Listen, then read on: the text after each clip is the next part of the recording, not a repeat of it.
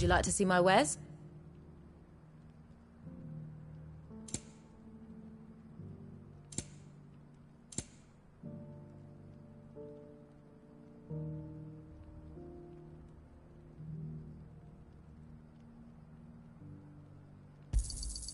Here you are.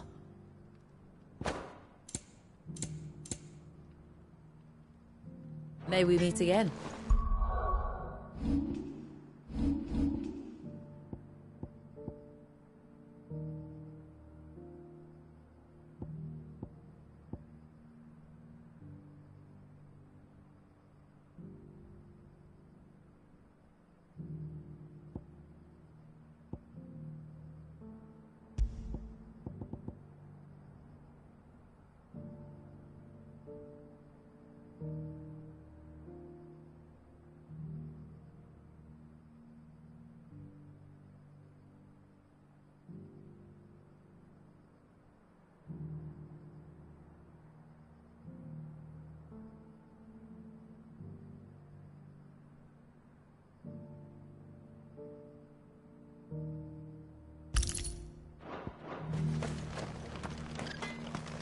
I've got a new design for a blade. Titan's razor.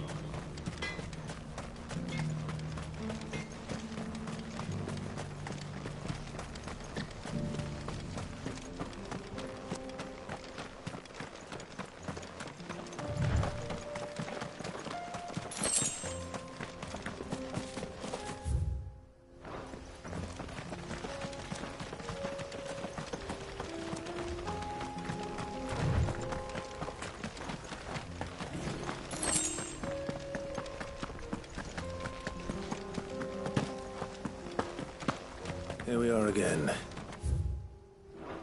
Carava, if you were a tortoise, Torgal, where would you hide?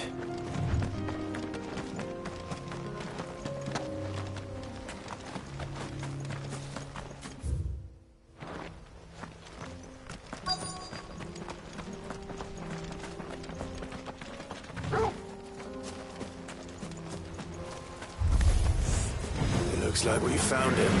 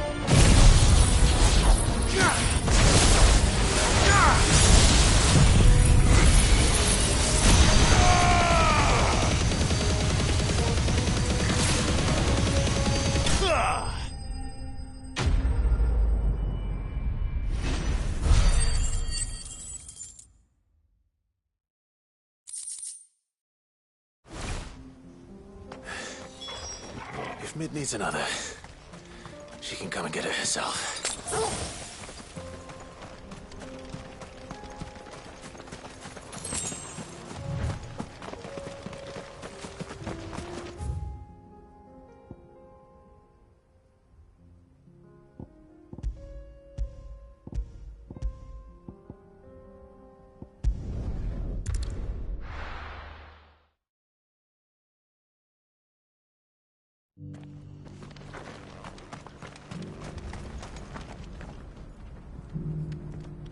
Here, take a look at my wares.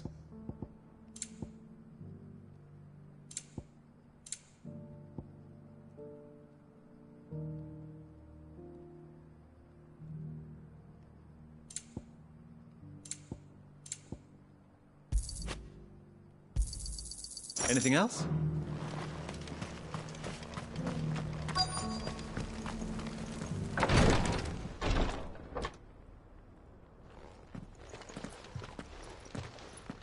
Your Grace, my lord, I trust your journey was not overly onerous. Cyril, you found a letter from Father? Yes, I have it here.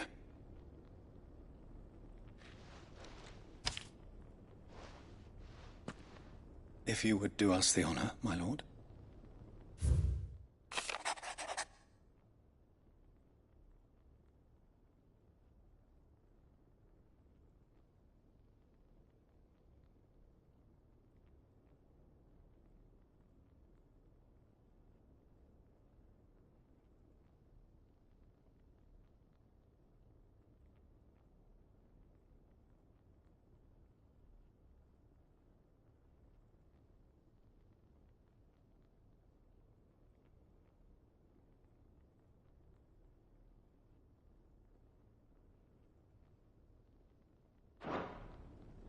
An inheritance.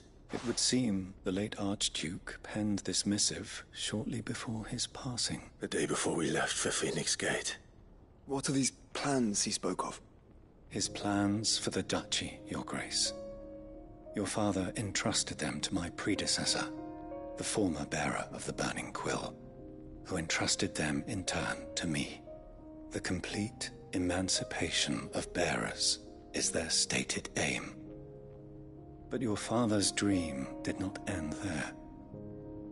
His Grace also spoke of building hospices to care for those stricken by the curse, and the founding of a new university to further the development of non-magical technologies. With the blight spreading ever more widely across the twins, Archduke Elwyn saw this as the only means of securing Rosaria's survival. He wished to see men and bearers treated as equals. To see centuries of common wisdom overturned. Small wonder he did not think it achievable within his lifetime. But he thought it achievable nonetheless. Had he not, he would never have written this message. Nor would he have entrusted his vision to his most faithful aide. Those who would have stood with you, shielded you from the machinations of the less benevolent personages at court. It's a pity only they are still with us. 'Tis true that those most loyal to your father, whether but one at least remains. And she has come bearing gift. What do you mean? Mayhap it is better that she explain, my lord. After all, the duties entrusted to me by my predecessor extended only to recovering His Grace's will and arranging a meeting with the one who might execute it, or a part of it, at least. And where is this woman? She awaits you in the archive, Your Grace. Thank you, Cyril. Shall we then?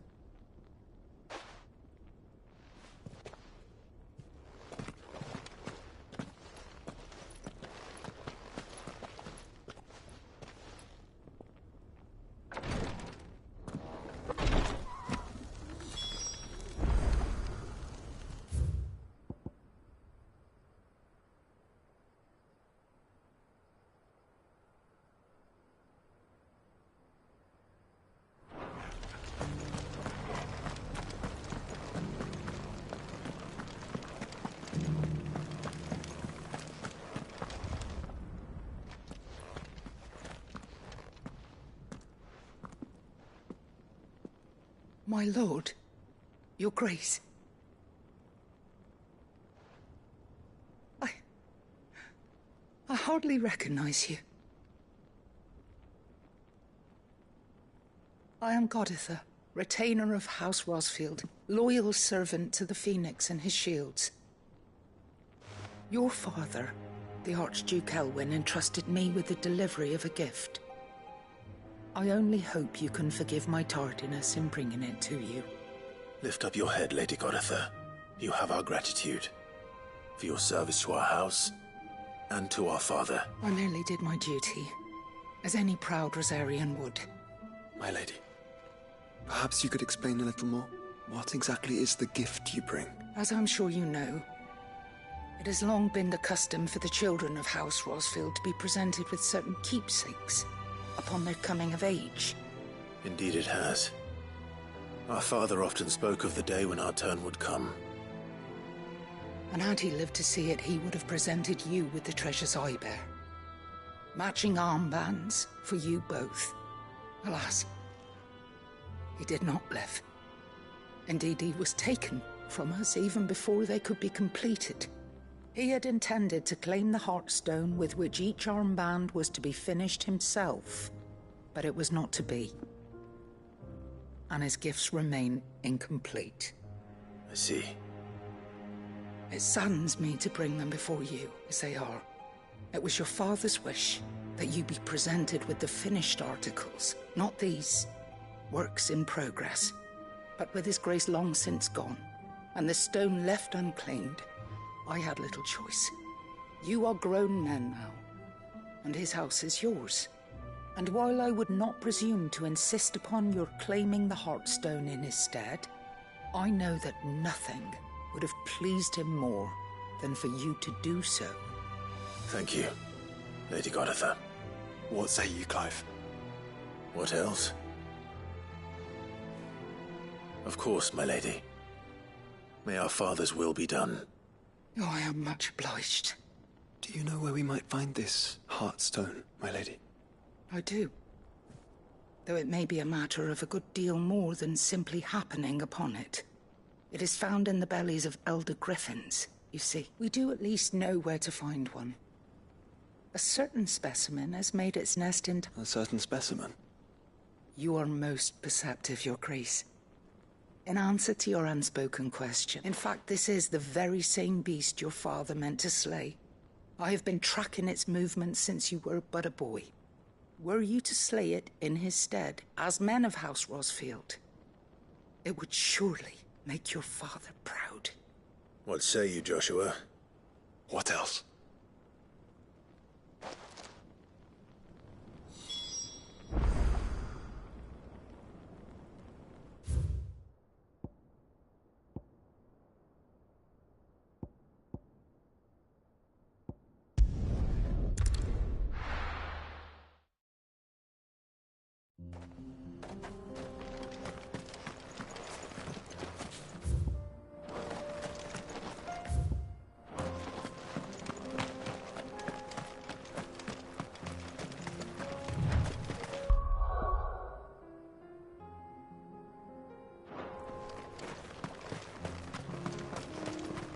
Eyes peeled, Joshua.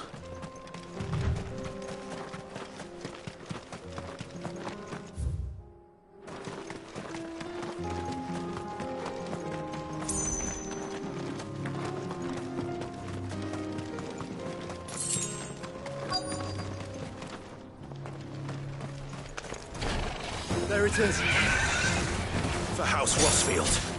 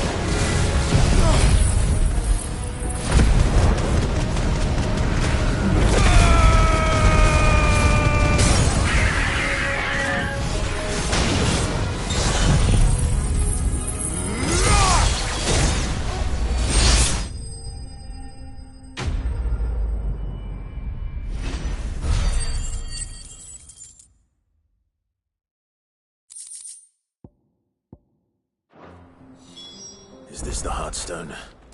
I expect Lady Goditha will know.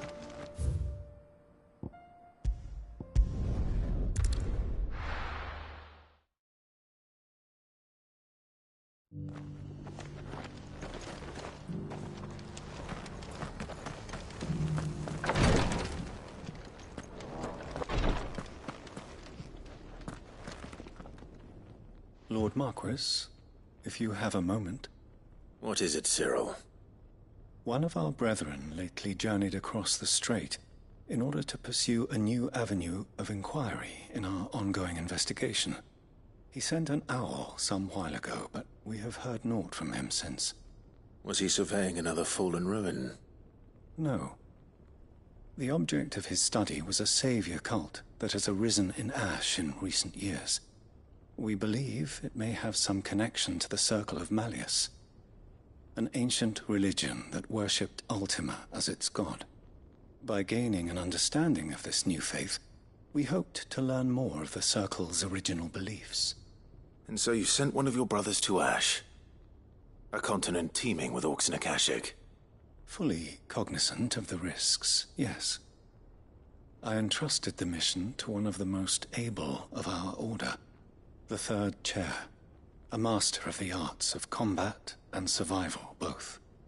Though he has been silent for some days now, I have thus far refrained from sending any others in search of him, lest they be lost in turn.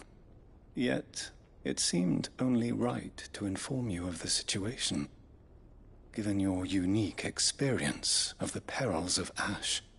For as you so earnestly advised me, it would not do to abandon a man to his fate, when he might yet be saved. But Ash is a big place. Can you be any more specific? Perhaps. The last owl I received from him mentioned a village where he had heard the cult were wont to assemble. Mickleburg was its name. It lies in the southern reaches of Waloed. If aught ill befell him, I expect it did so there. Right. I'll see what I can do. You are much too kind, my lord. Go then, with my hopes, and may the Firebird's flame ever burn in your heart.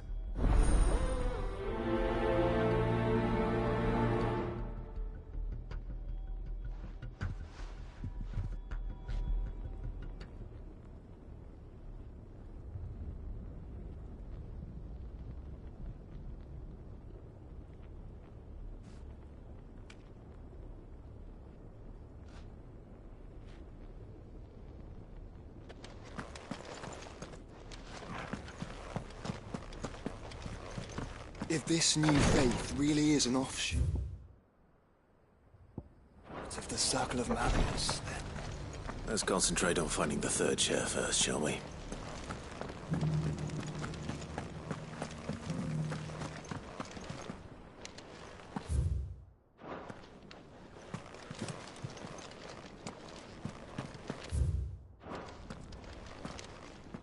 Oh, thank the Founder you were safe. The Griffin is slain now? And the Heartstone claimed.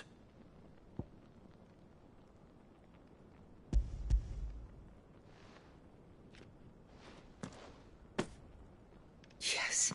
This radiant luster, like frozen flame. It is just as your father described it.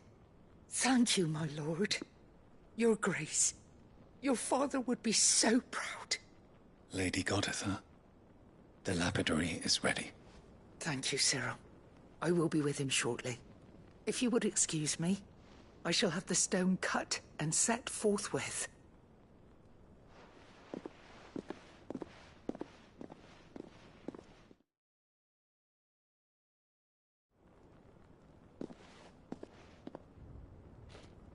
The armbands are complete. Take them. They are yours, after all. Heartstone is harder and more enduring than garnet, or even ruby. It symbolizes unwavering will and devotion. And the graven vines encircling the stone represent the unbreakable bonds between you. It's a message. Father knew we had enemies both inside and outside the duchy. Enemies who would thwart his vision. Only with unwavering devotion would it ever be realized. And only if we stood together, as Phoenix and Shield, as brothers in arms. Only then might those enemies be overcome. Indeed. His Grace knew the enormity of the task he would entrust to you, his heirs. But this was more than just a message. It was a promise. That he would always be with you. Thank you, Lady Goditha, for remaining the steadfast custodian of our father's will. Forgive me, my lady, but there is something I don't quite understand. The Undying told me that after Father died, Mother claimed all of the ducal treasures for her own. Even if the armbands were incomplete, she would surely not have overlooked them. So, how were you able to keep them from her? Because I was the keeper of the vault. Though I was but a lowly servant, your father spoke to me of his intentions for the bands, of the deep love he had for both of you, and his hopes for your future.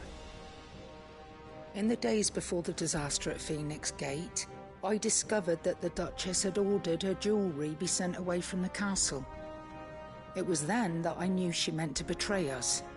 I tried to warn your father, but it was too late. When word of the fire reached Rosalith, I knew my time was short. So I took up the armbands and I fled into the night. And thank the Founder you did. Yet my duty to your father was incomplete. Not knowing what else to do, I followed the Griffin, thinking I might claim the Heartstone on its passing. And so my pursuit continued, until Lord Cyril appeared before me. He informed me that His Grace's will had been recovered, and that his sons were alive and well. Lady Goditha, on behalf of my father and all the people of Rosaria, I thank you for your loyal service. As do I. Thank you, my lord. Your Grace, for coming back to us. For giving my service meaning.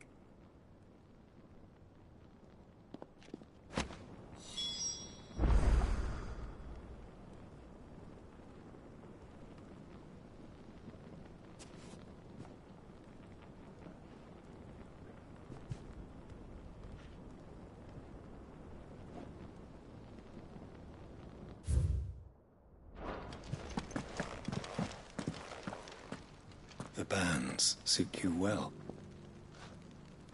It must be gratifying to finally receive the inheritance that... It is. And we thank you for the part you played, Cyril.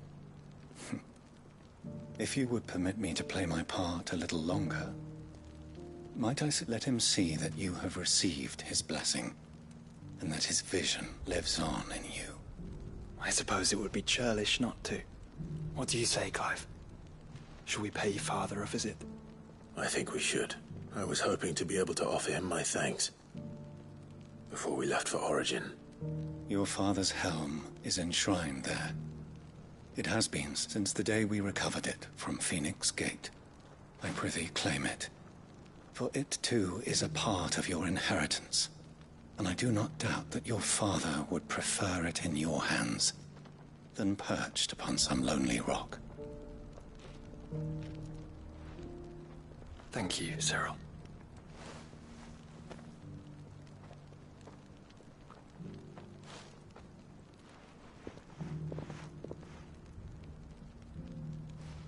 Come on, Clive. He's waiting.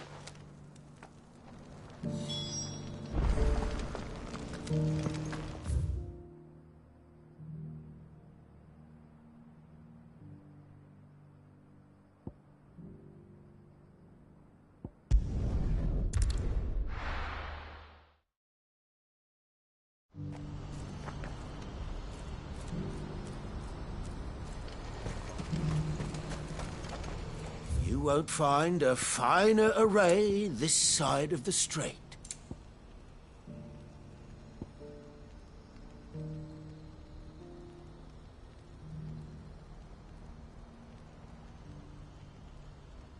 Farewell.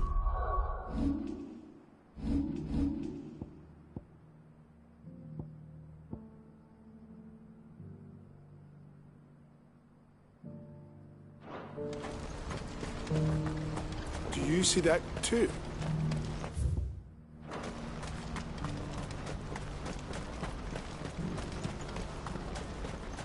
Papa? What is it? Please. Just make it stop. I'm scared.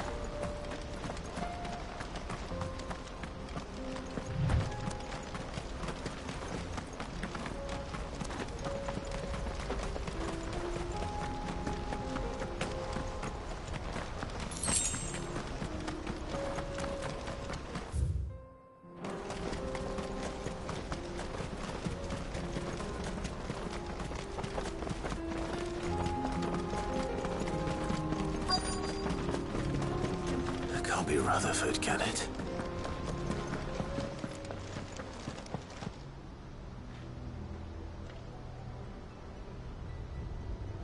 Turncoats and cowards, the lot of you! If it's a fight you want, it's a fight you shall have! Allow me. I don't need your... Please, Field Marshal. Oblige him.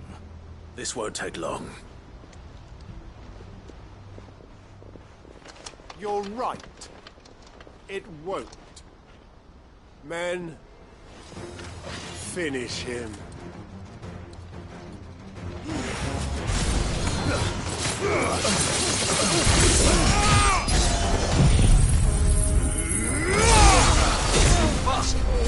You're finished.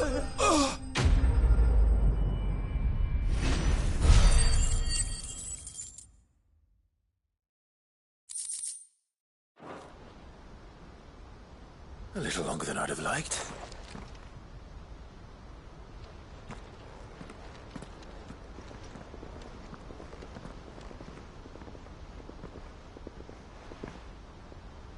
Field Marshal Havel, I presume.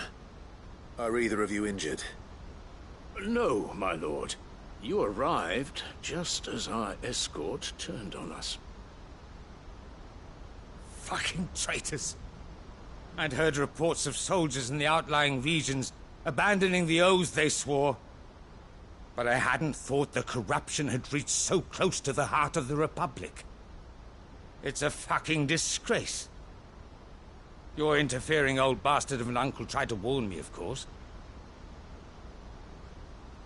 My Lord Marquis, Or is Sid the Outlaw more to your liking? Call me what you want. It doesn't change who I am, or the urgency of the message I bring. My uncle has a plan to right the realm, and he needs your help to see it through. Before I agree to anything, I'd have you answer one question. What do you stand to gain from all this? I won't deny that I might benefit from further chaos. But I seek a new beginning for all of us. And while the choices I've made may not always have been the right ones, I know I made them for the right reasons. For so long, so many of us have been told how we could live, how we could die, when it should have been our decision all along. Now we have a chance to put things right.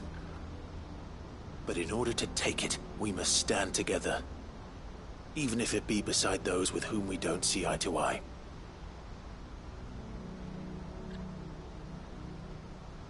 Certainly not the words I expected from an outlaw. But perhaps your uncle was right. You are no ordinary outlaw. I'll never hear the end of this. All right. I'll start by ordering my most trusted guard to bring the Dalmekian fringes under control. Next, I'll make contact with my counterparts in the Imperial Army and see if I can't convince them to try and restore order in their own territory. Thank you, Field Marshal. But they are not the only ones we will need to convince. What do you mean?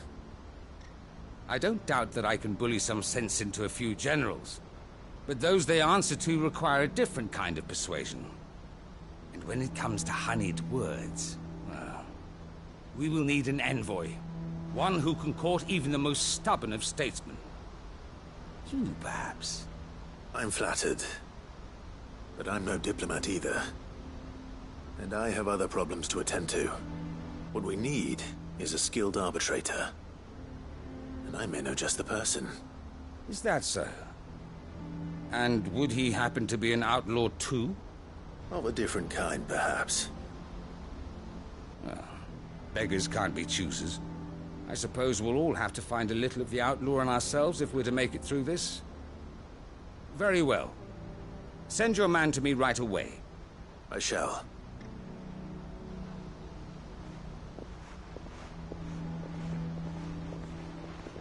My Lord Marquis. Your Lord Uncle bade me escort the Field Marshal to his manor in Port Isolde. And I will see that my associate joins you there. Very good, my lord.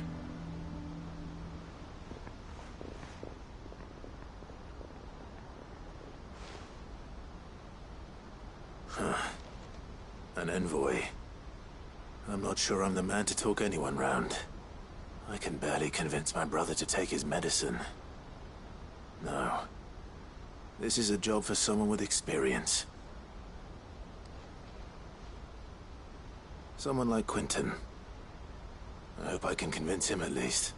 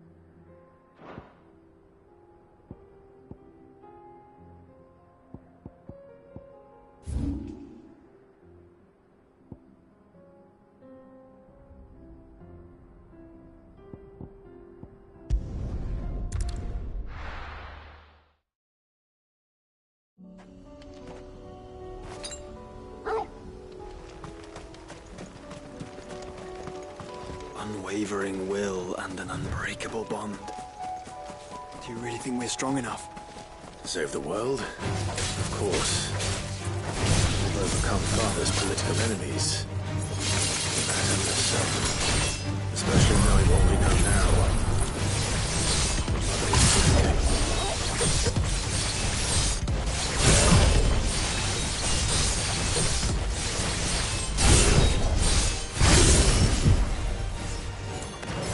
Perhaps these bands would have helped. Knowing he was with us would have made all the difference.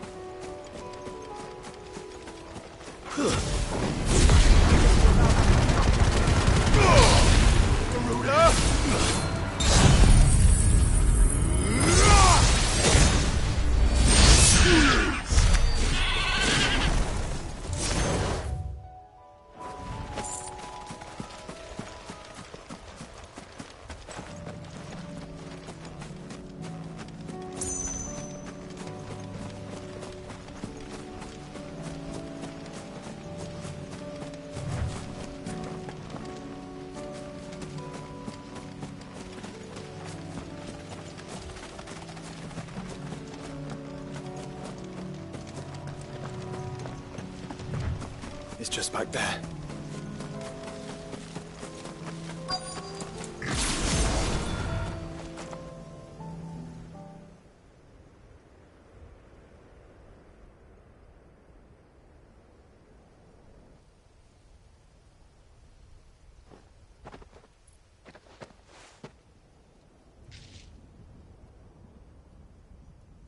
Father always fought for what he believed was right.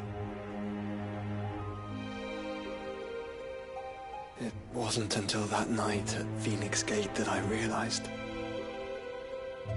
I had never fought for anything. I always had someone else to do the fighting for me.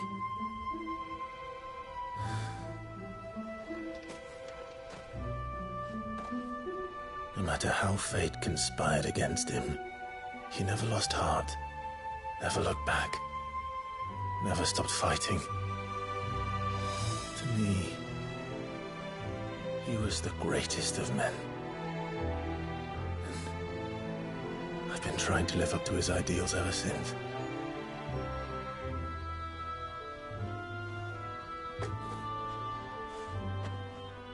We all have, Clive.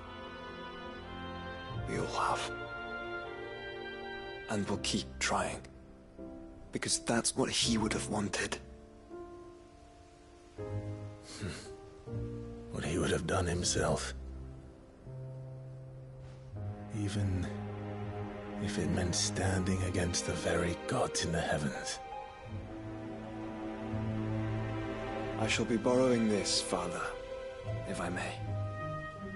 That you might watch over us as we follow in your footsteps.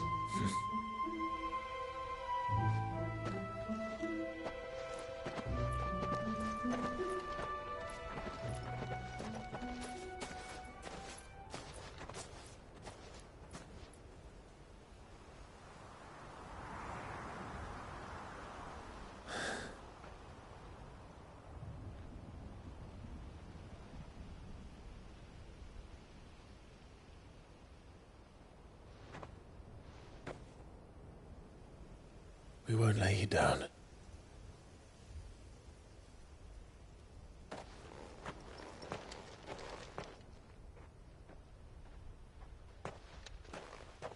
Onward then. Onward. To the end. And to a new beginning.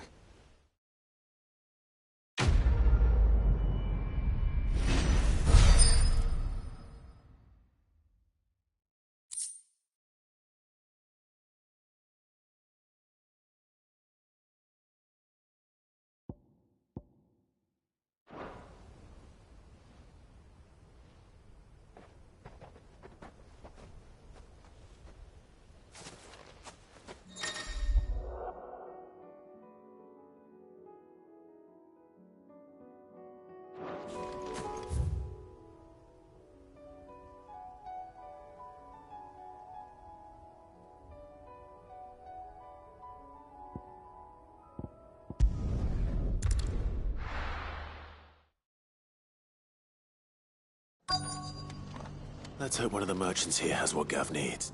Excuse me. I'm looking for something. Oh, well, then I'm your man. A silver chocobo feather. Oh, or maybe not. Though you're not the first to mention the bird around here. There was a man stopped by the rest not long ago, claiming he was attacked by a silver chocobo. Near some gutted hovel, not far from Eastpool. Most took him for a braggart and a liar, but who knows? Perhaps there was some truth to his tale. We'll see. Thank you.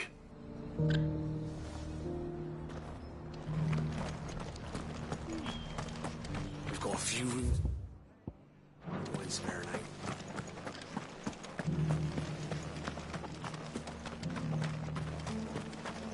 Just because the heavens have gone to ruin, it don't mean we have to. How do, traveller? You've the look of a man who could do with a new whetstone. Or perhaps a bawdy etching of the Vicereine. Maybe another time. I'm looking for a silver chocobo feather. If that's the case, rumours are all you're likely to find. No one has seen a silver chocobo for years. Word is they were all hunted for their feathers. Some northern nonsense about bringing good luck. Didn't bring them much, nor their bows. If any are still out there, I reckon they'll be doing their damnedest not to be discovered. You're probably right. Thank you anyway.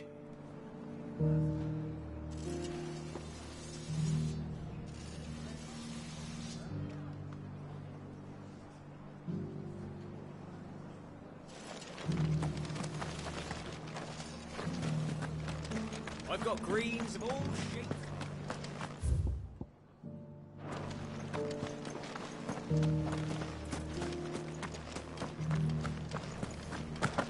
It doesn't still hurt, does it?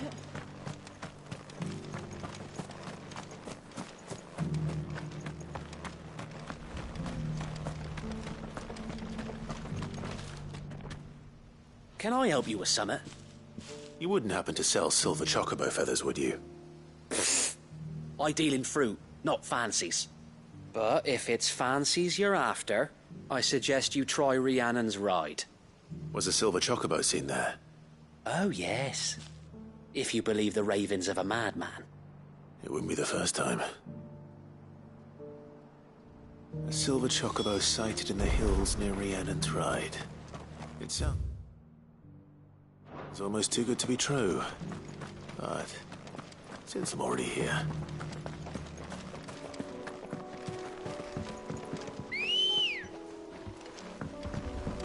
Let's go. Run like the wind. Can hardly make it.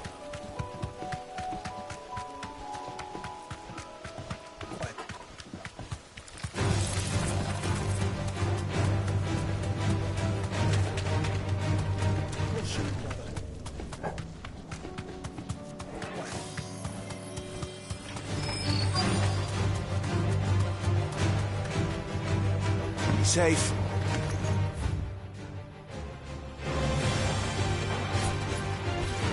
Tracks. They weren't left by bandits for a change.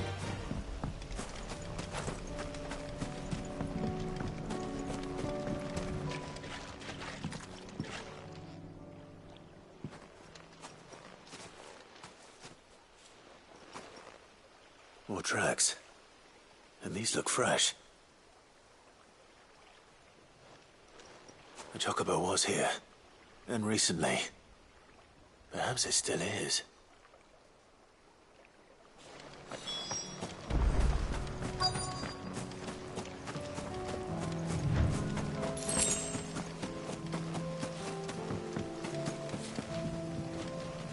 I don't hear anything.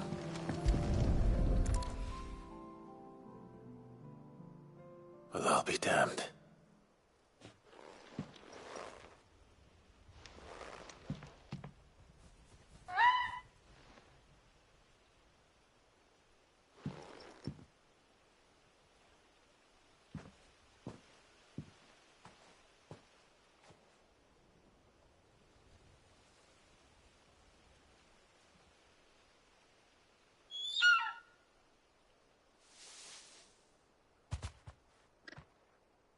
It's all right. I'm not going to hurt you. Just borrowing a feather for my friend.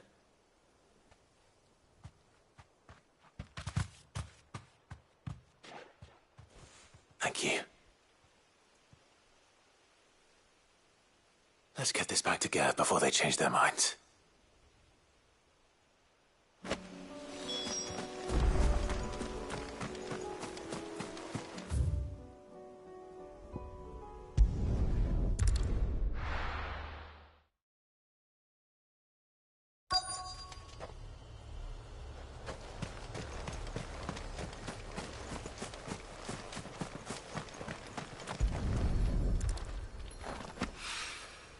It's well.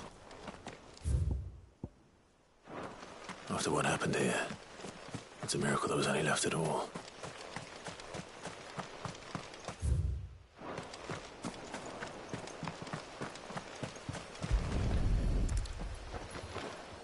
I better get these materials to Mid so she can finish her prototype.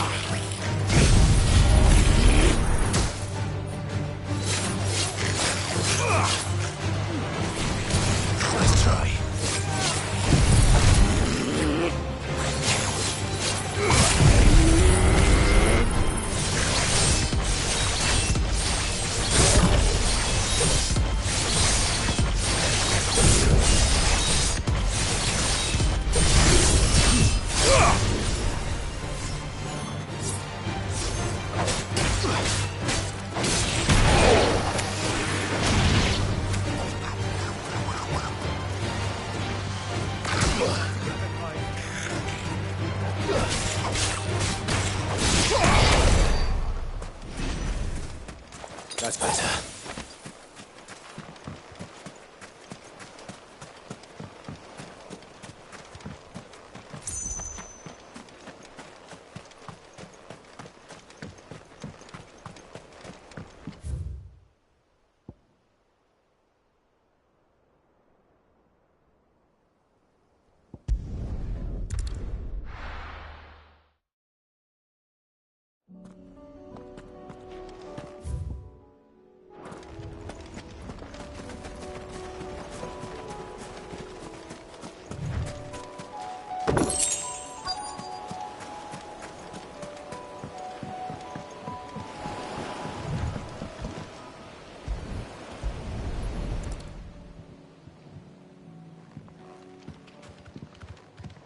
It's still here. A lot smaller than I remember.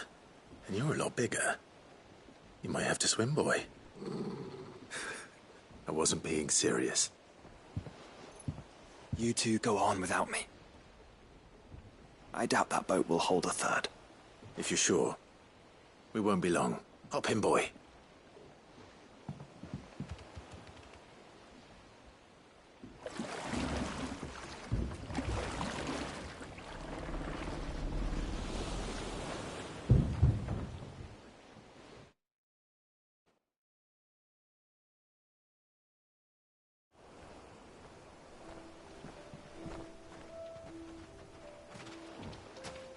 This place hasn't changed at all. The rookery's right through those trees. Come on. Race you there? I bet I could still beat you.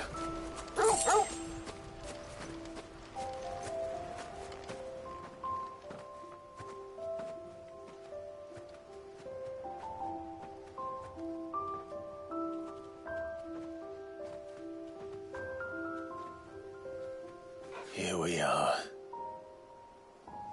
This was our hideaway. Wasn't it, Torgal?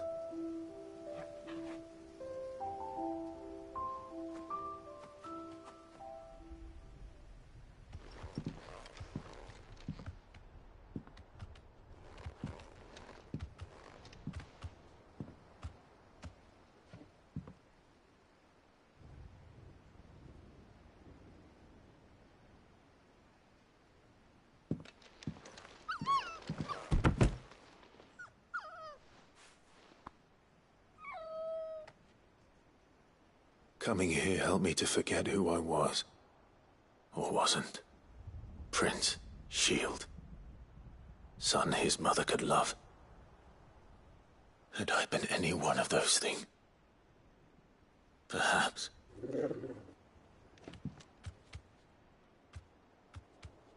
What is it, boy?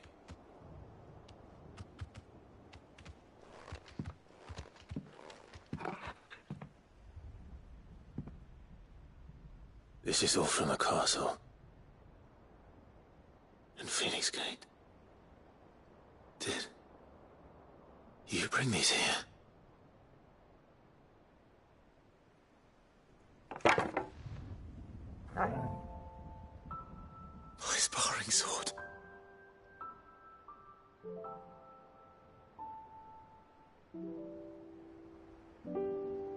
Well, well. You never stopped looking for me, did you, boy?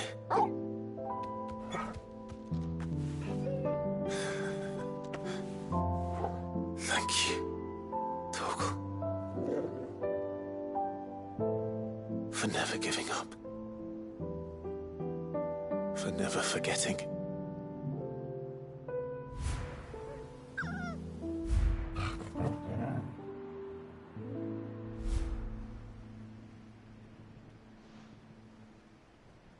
Let's take this with us, shall we? So I don't forget either.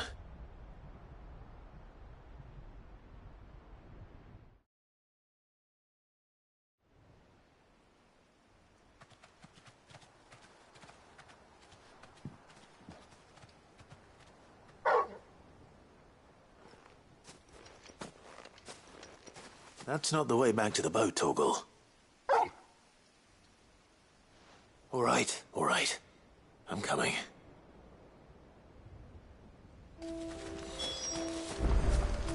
I think I know where we're going.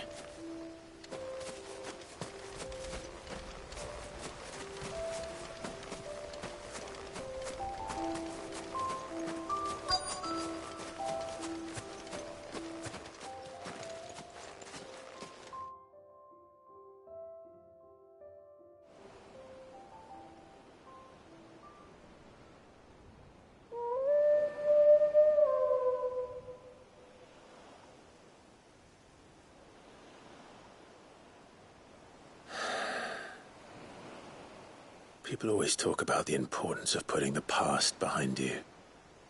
But without it, we wouldn't be who we are today.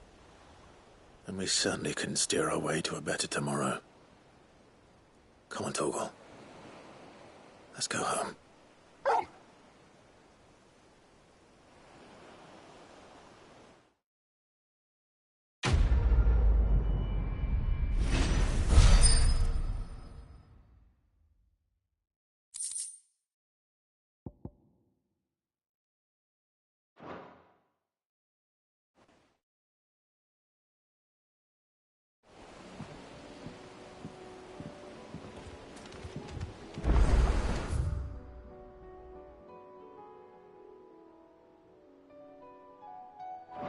Sorry for the wait. We're ready.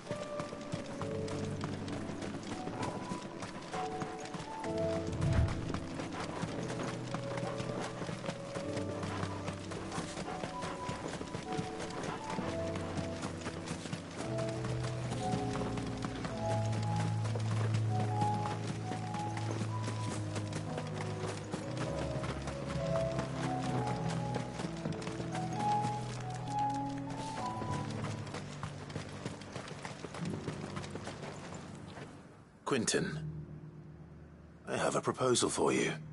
Do you now? Something tells me you'll be asking more of me than a cask of Gotand gold. Go on, then. Propose.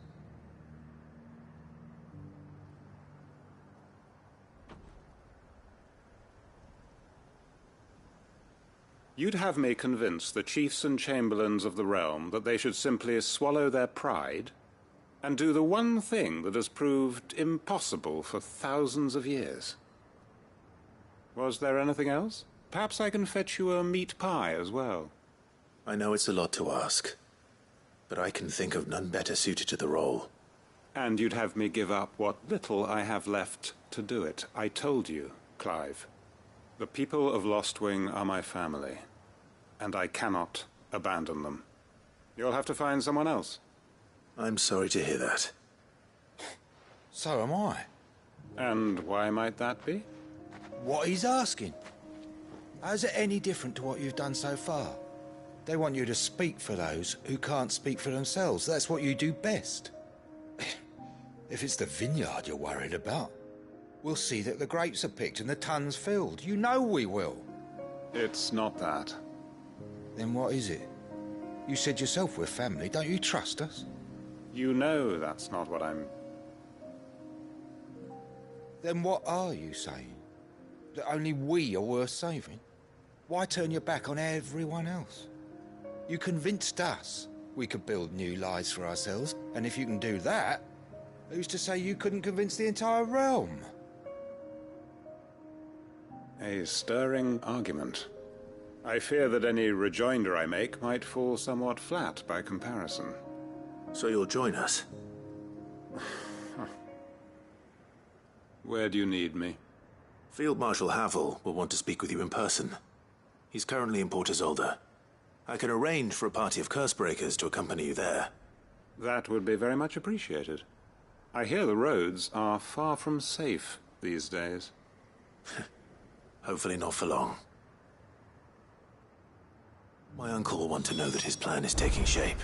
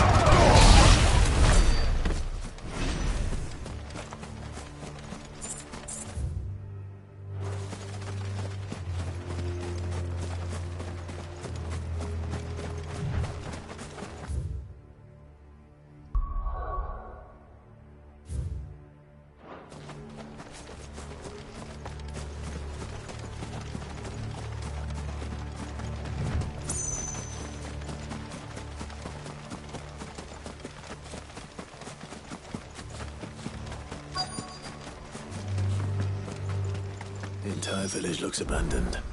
Now, which house would a bookworm live in?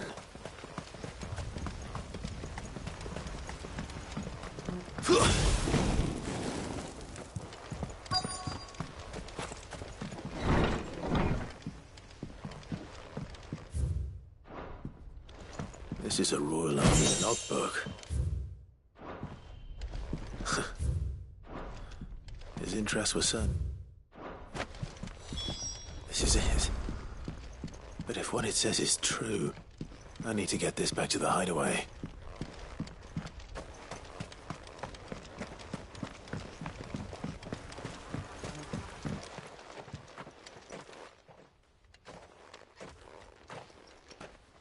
Leaving so soon, stranger? We've been watching you. From a distance, so to speak. Subtle. I know who you are. Then we need not waste time on introductions. Hand me the book. Leave it in our care and return to your life. Your care? Do you mean to burn it? Or bury it? That is not my decision to make. But by one means or another, its contents shall be removed from the common record. Then I'll have to politely refuse. I won't let you erase our history. Then we find ourselves at an impasse. Very well. The book can...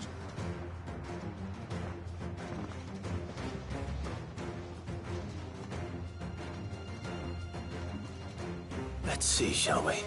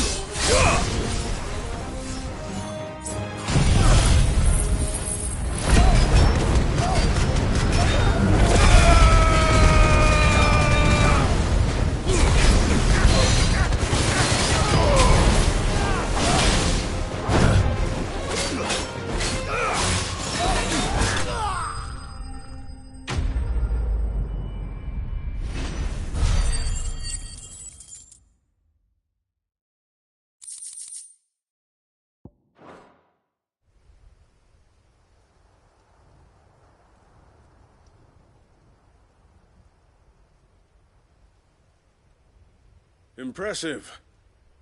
But we have other means.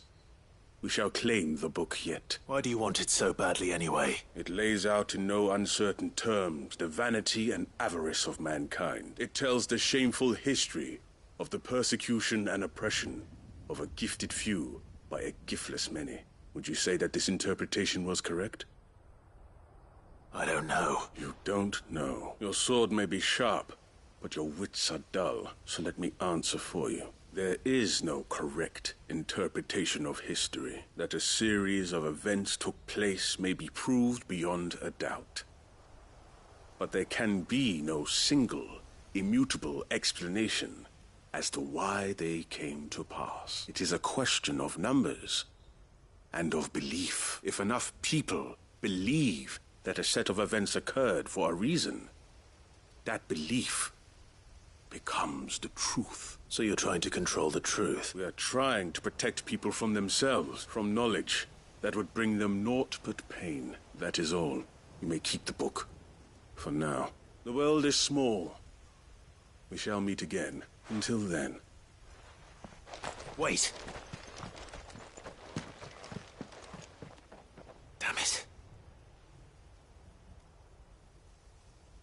Let's get this back to Vivian. Perhaps she can explain what that was all about.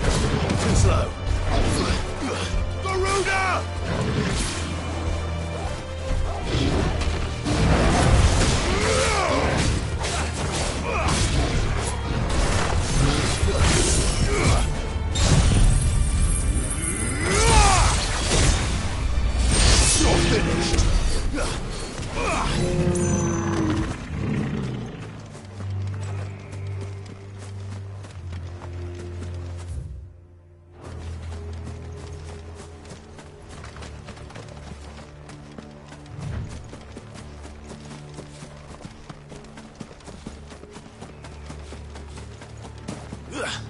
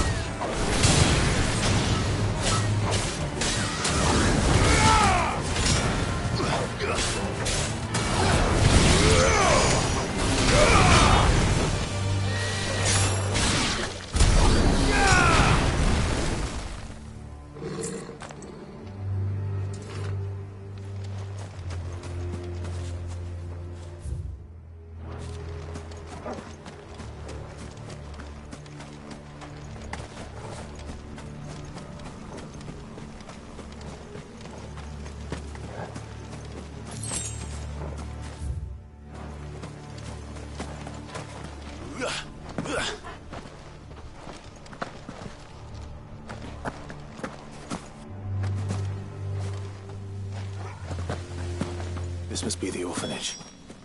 Hopefully the registry is still here.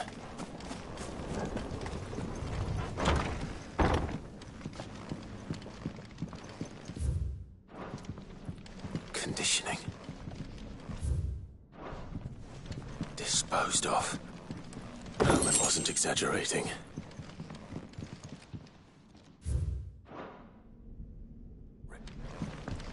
This reads like a suicide note. Did the director go through with his plan? There's only one way to find out.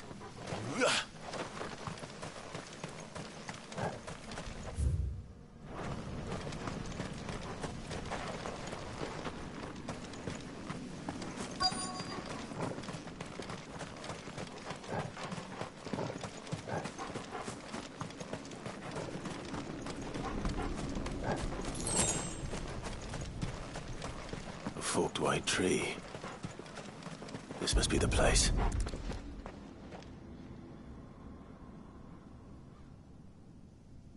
Could he really be buried here? There's something hidden among the roots. Let's see.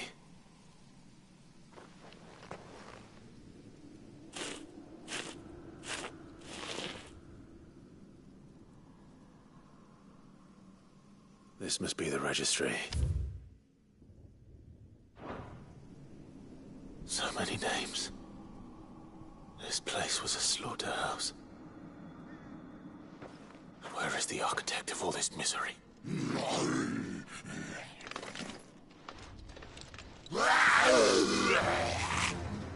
It was only a matter of time, I suppose. This place is cursed.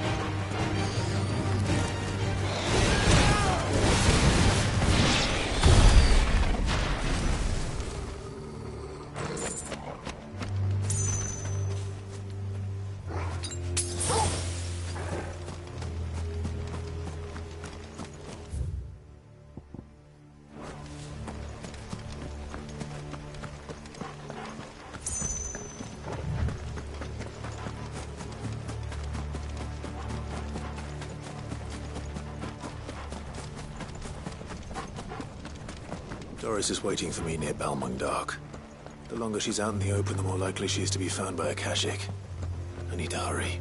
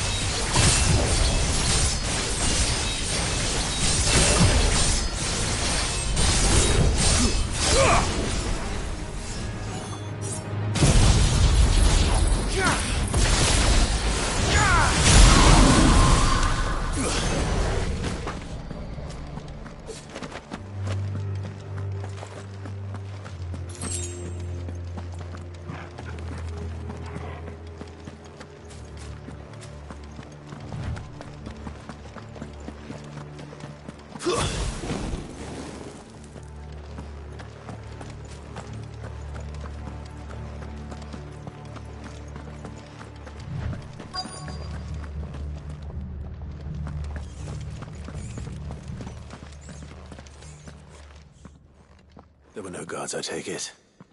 None manning the gates, no. It's a different story inside, though. The corridors are crawling with Akashic. Most likely guards left behind when the wardens ran. If Chadwick was being held here, I worry that he may already be. Don't give up hope just yet. But let's move quickly. Let me check the ground floor. The ether stick is there. Then I'll search the upper level. Good luck, Sid. Stay safe.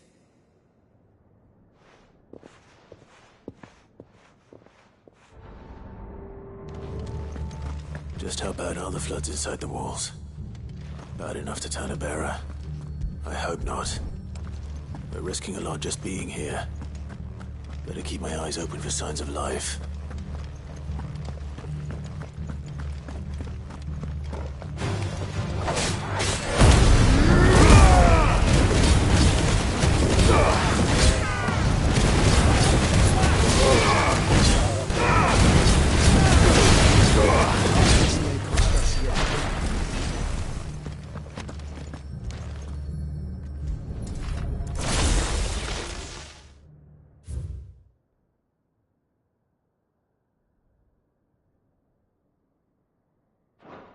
So this place was no ordinary prison.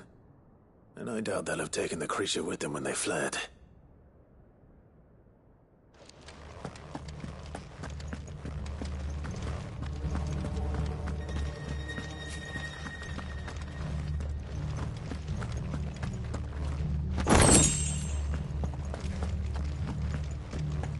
Caution, Father.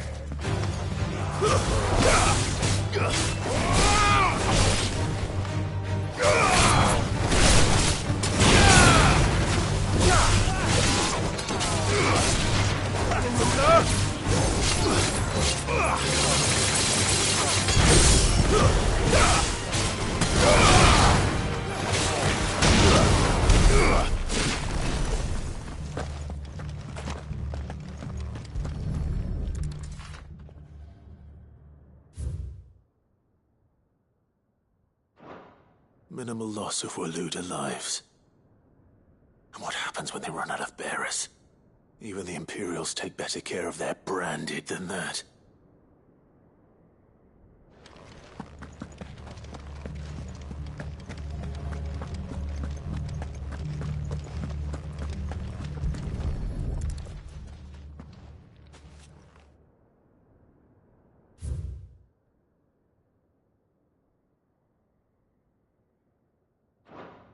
They were feeding bearers to it.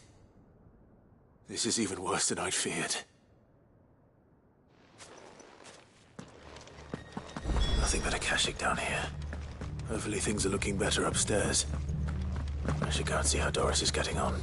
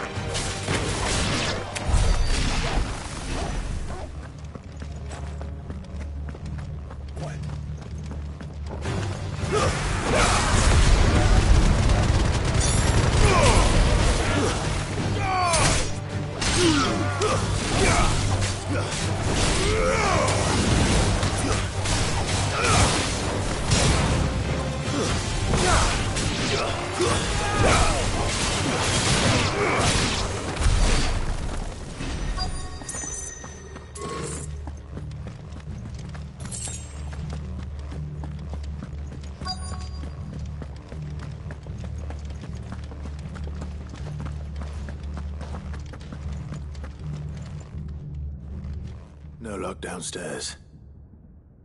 But I did find out that this place was more than just a prison.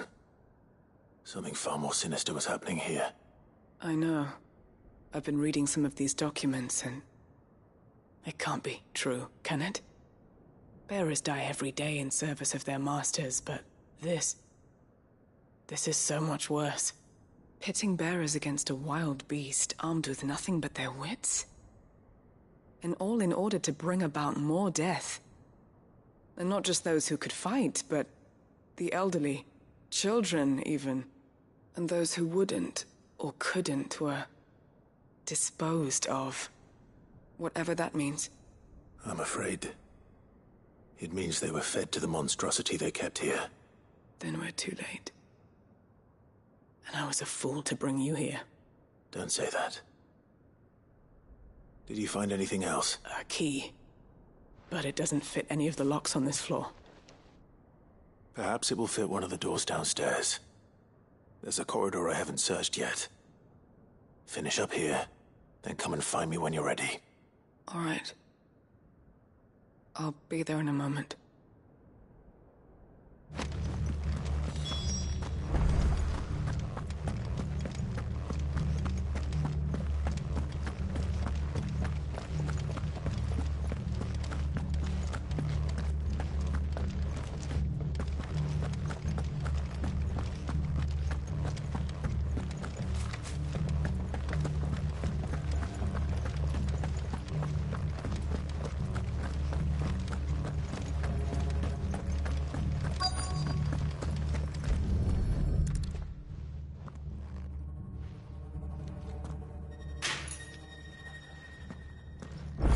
can find down here.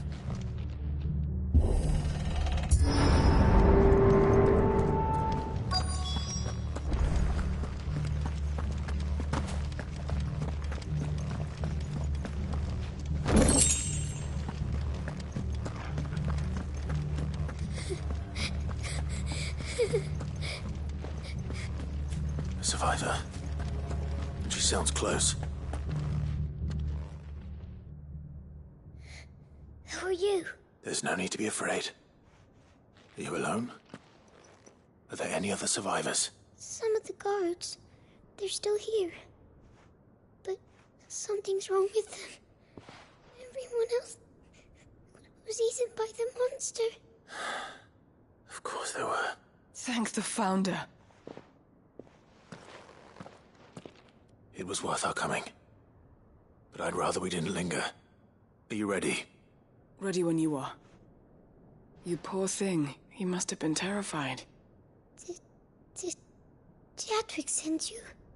What? He fought the monster. Distracted it so I could run away. He must have sent you. He promised to free the others too. Where is he? He opened your cell, didn't he? You wouldn't be here otherwise. Chadwick.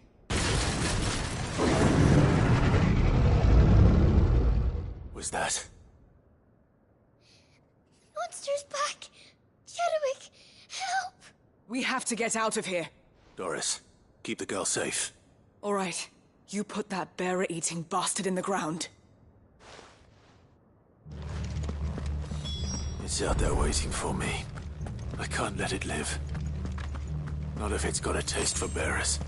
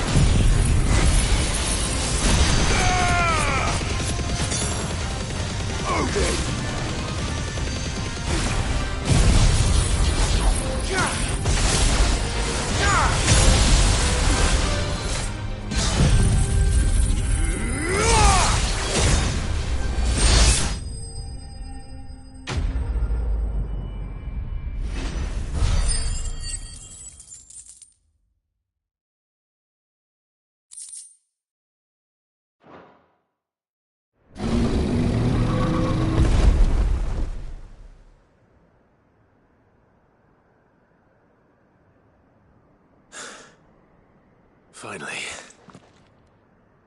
Sid, are you hurt? I'm fine. I think.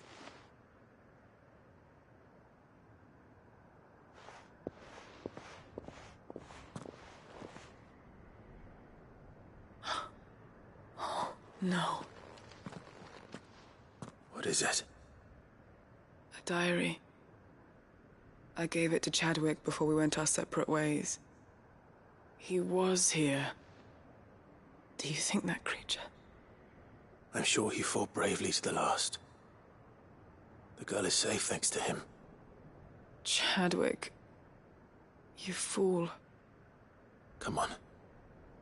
We have to get her back to the hideaway. We don't want his sacrifice to have been in vain. No. Of course not. I'll see that she's looked after from now on. It's the least I can do.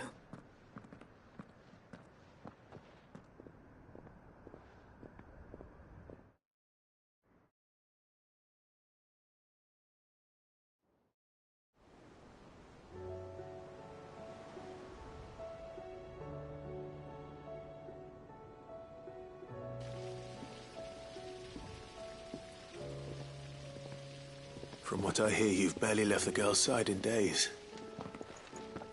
I hope she's recovering from her ordeal. She is. Slowly but surely. She's far tougher than she looks. I thank the flames we found her. If we hadn't... I know.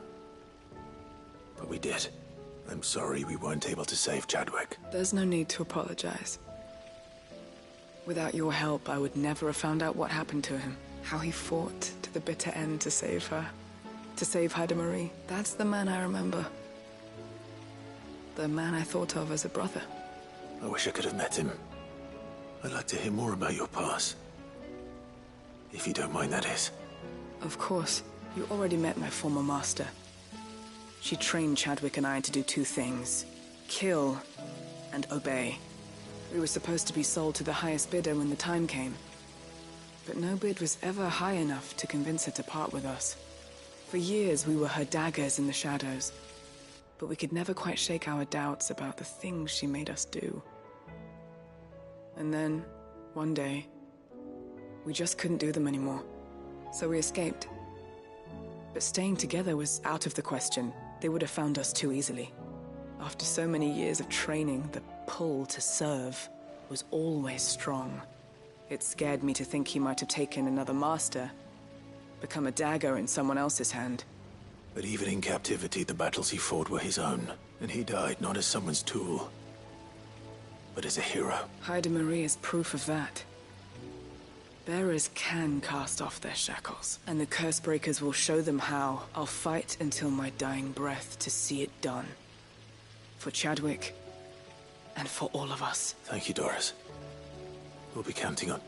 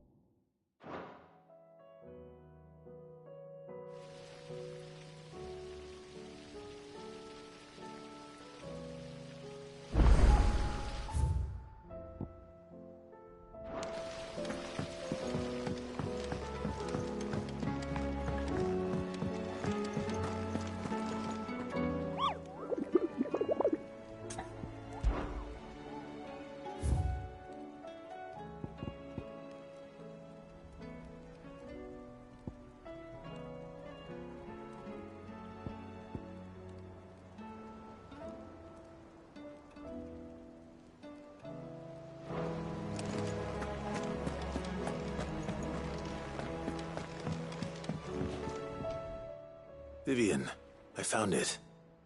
The book you lost.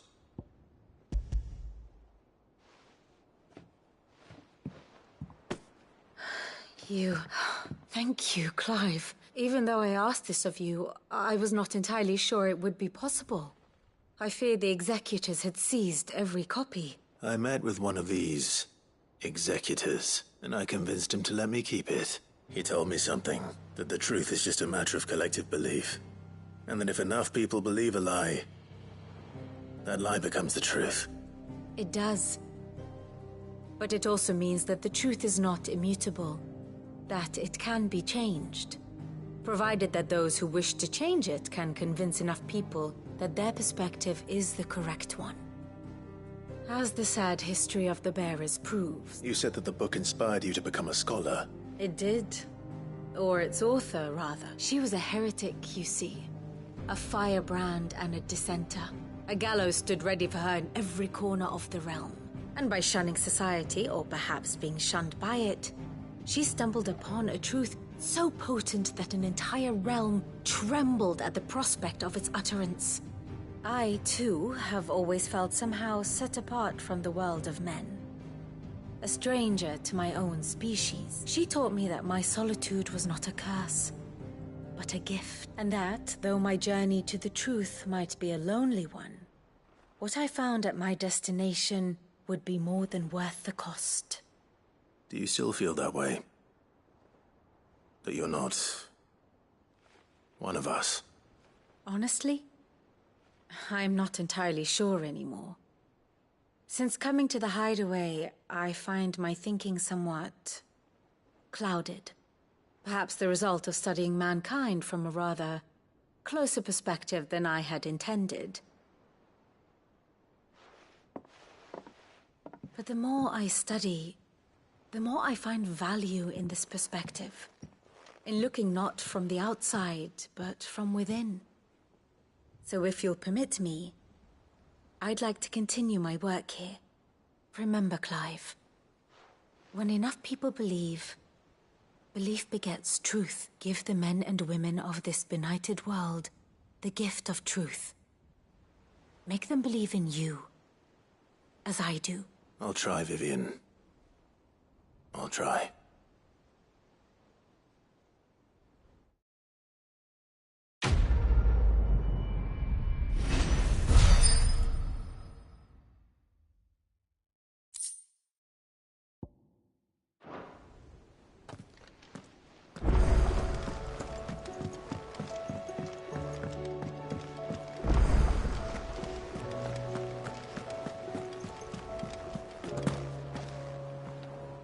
Uncle, I bring good news. The Field Marshal has agreed to your plan. Ha! Of course he has. I didn't doubt you for a moment, dear boy. Rutherford is accompanying him back to your manor in Porter's Alder as we speak. They will await your return there. As will one other. One other? Who, exactly? Lord Havel was concerned that even if he could get the realm's armies to agree to an accord, he might not be as successful in convincing those with political power. He asked if I might have a solution.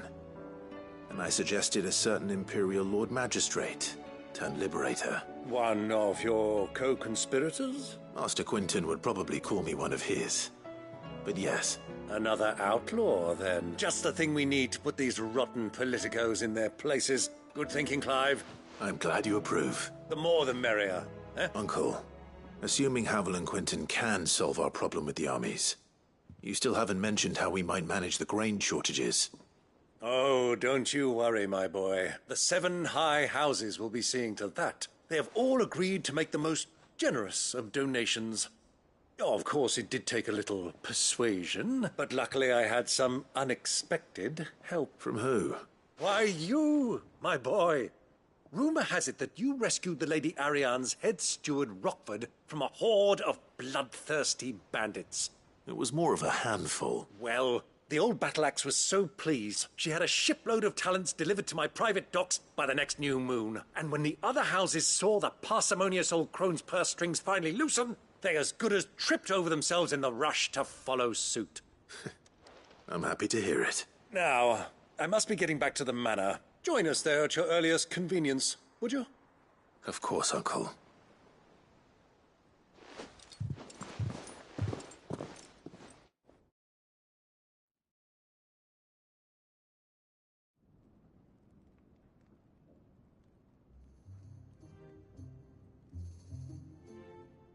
And how, pray tell, will we get that grain to the capital if the roads are still overrun with Akashic? You'll find another bloody road. I only have so many men, and I'm not about to send them headlong into an ether flood. That is, unless you'd have them turn as well. Well, I'd certainly eat less. Says the man with a belly bigger than a band of curls. My soldiers actually need their rations. Without any food to keep them going, they'll be dead even before you've sent them on your fool's errand. If I may, gentlemen, perhaps I might suggest an alternative approach. Though supply routes are indeed disrupted, there is no shortage of ships. Indeed, they bob away in every bay from here to Randalar, awaiting a safe haven. Allow them to make port and fill their bellies full of grain. And once those who crowd the cities are fed, ferry the displaced back to the countryside to work the fallow fields. But I'm sure that you wish to continue your discussion. Forgive the interruption. Two such firm friends as yourselves need no help from the likes of me. Rutherford spoke fondly of the great bond between you. Us? Friends? I can't stand the man! Clive, I'm beginning to question the quality of the company you keep. And what kind of company were you expecting him to keep? The man's a criminal! Criminal? How dare you? You are not fit to breathe the same air as this fine, upstanding young gentleman. Upstanding? He calls himself Sid the Bloody Outlaw! Once more onto the breach.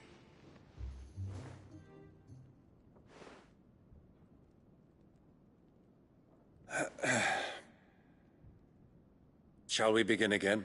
What we seek here is not to create a new nation, nor to claim the thrones of those that already exist. We wish simply to bring stability to the realm that mankind might weather the current storm. And to do that, we must convince those in power, the generals, the statesmen, the nobles, that our cause is just. There will be disagreements, yes. And I imagine some resistance, much resistance. But we cannot let that deter us. If we show them the path, show them that we walk it ourselves, then I am confident they will follow. The fate of the world lies in my nephew's hands, but the well-being of her people lies in ours. And we must not squander the chance that Clive has given us. Uncle Byron, Now, with that settled, let's move on to the signing of the Accord. For what great moment in history hasn't been accompanied by a little ceremony?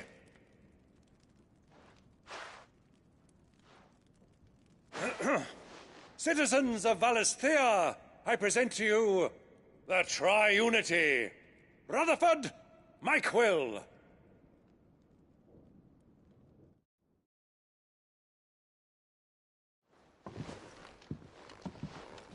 Well, my boy, the stage is set. That it is. This is the role you were born for. Now I ask only that you trust in the talents of your supporting cast. We shall play our parts to the best of our abilities, that you might have the opportunity to shine. The realm needs its Sir Crandall. And there is no better Crandall than you, Clive. I want you to keep this signed accord as proof of our faith in you. I will.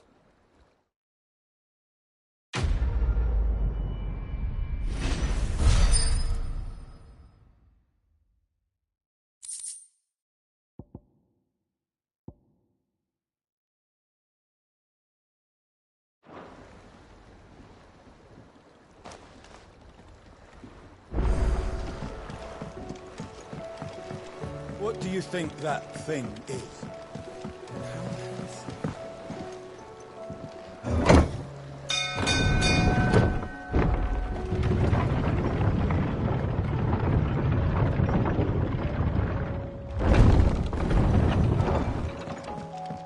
Do you think they'll come back?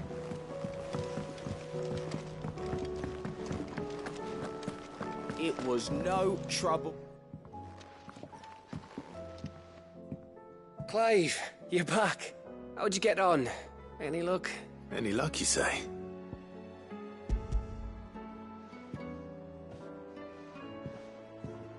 Crystals crack. Is this what I think it is? Where in the hell did you find it? It's a long story.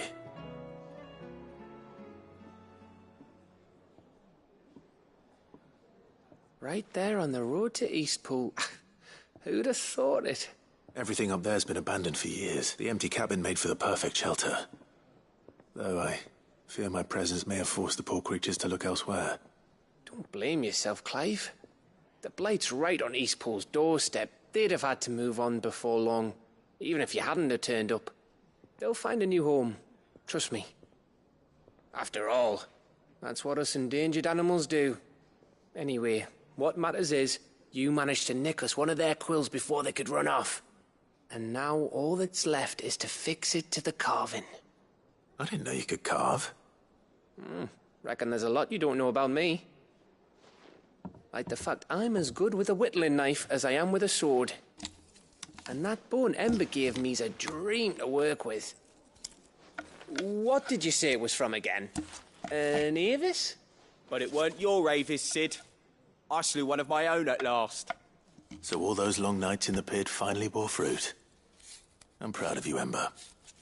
Don't speak too soon. I ain't done my trial yet. There we go. What do you think? I think if you ever hang up your scouting cap, you'll be able to make an honest living. Oh, will I? I should go and see if Ed is awake. Give it my best. You can give it to yourself. Come on.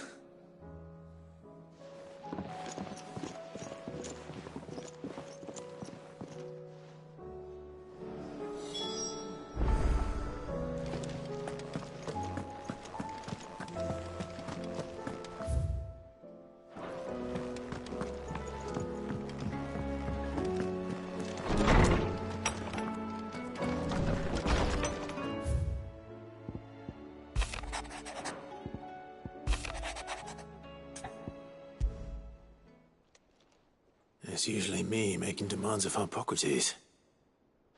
I wonder what this is about.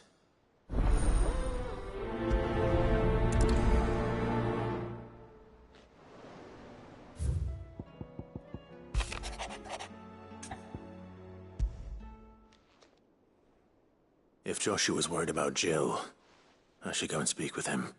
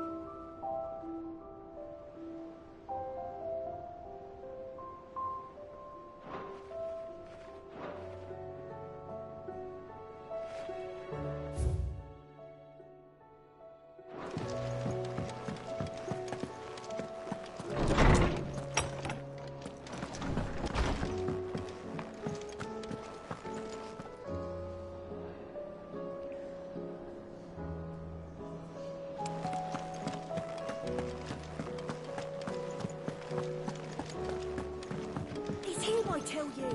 The crown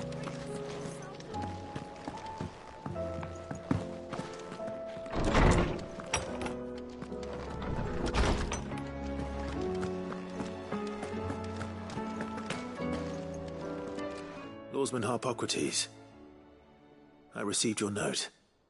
Ah, yes. You spoke of making amends with Dion, but I can't imagine what for. Then I should begin by telling you that I was once his tutor. This was some years ago, of course, before I joined Sid in his hideaway.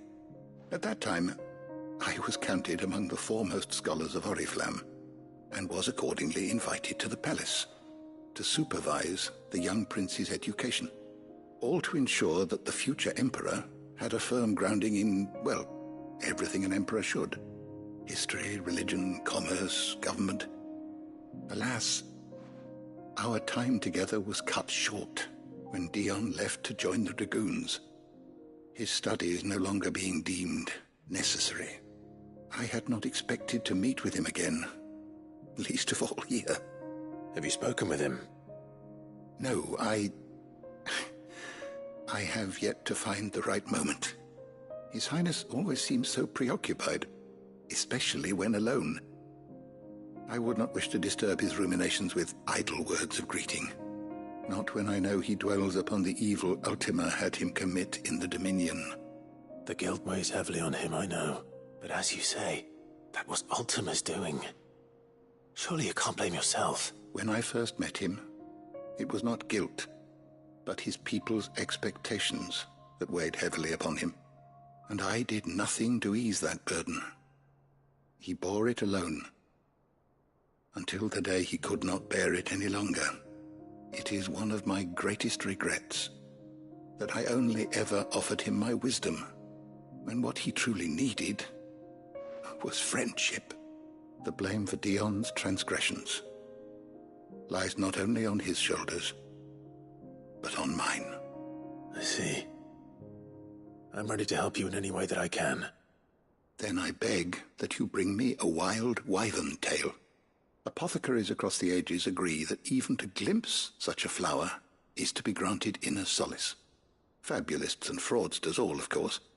But there is oft a seed of truth to be found where even the most outlandish opinions align. Well, it can't hurt to try. Where can I find this flower? And how will I know it? You have seen cultivated wyvern tails before, I trust. The lily-white blossoms from whose roots the poisonous ink for the brand is distilled.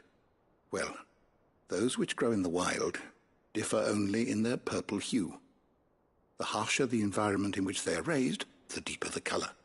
There is a waterfall in Rickmal's roost across the strait, where the flowers once grew in abundance. Whether they still survive there, I know not. But try as I might, I can find no likelier location. It's all right. I'll find you a wyvern tail one way or another. Thank you, Clive. And please, be safe.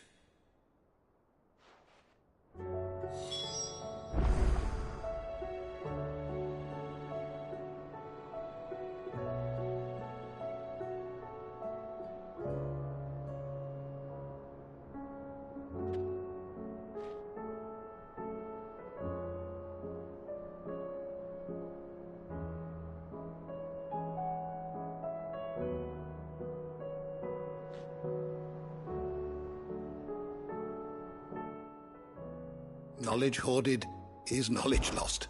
Despite Scud, it is... Go safely.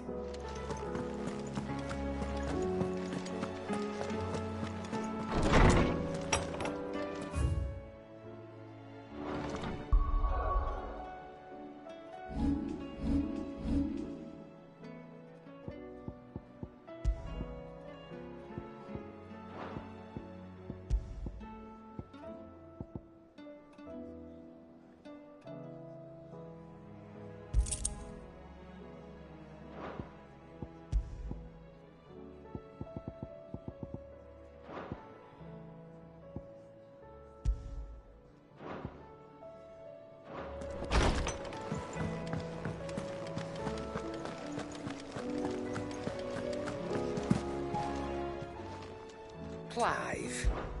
Coin purse weighing you down? You're rubbing me blind, you know. You'll not find a better price than that.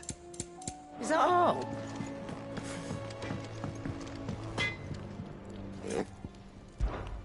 What's that for you, dear?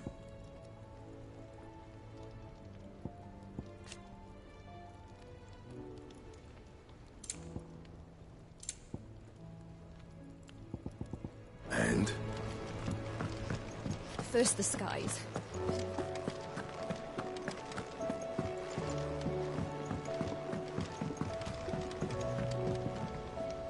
Joshua, I read your message. You're right. Jill is different. I don't think I'd realized how different, but since we returned from Drake's spine, I've felt it more and more. I suppose it's not hard to imagine why. She doesn't think she belongs anymore. And that's why we need to remind her she is still one of us. To let her know that we still need her. Now more than ever. That you still need her. But how to do that? When last we were truly close, we were but children. Of course. Do you remember the time we accompanied Father on his annual tour of the Duchy? And Jill and I broke from the procession to ride up Man's Hill. To see the snow daisies, I remember. It was the first time Father had allowed us to join him. And when he realized you were missing, he had the entire retinue down to the pot boys combing the countryside. In the rain. A thunderstorm forced us to take refuge in a grove of oaks before we'd even made it halfway there. It was the Lord Commander who finally found us, and needless to say, he was none too pleased. Then it seems you and Jill have unfinished business. What do you say? Man's Hill. It's not that far. Oh, true. Though I suspect it is also much changed. Little in southern Rosaria remains as it was when we were children. You're saying I should go and scout the area for bandits? I'm saying we should first go and see if there are actually still any snow daisies left. What would you do without me, Clive?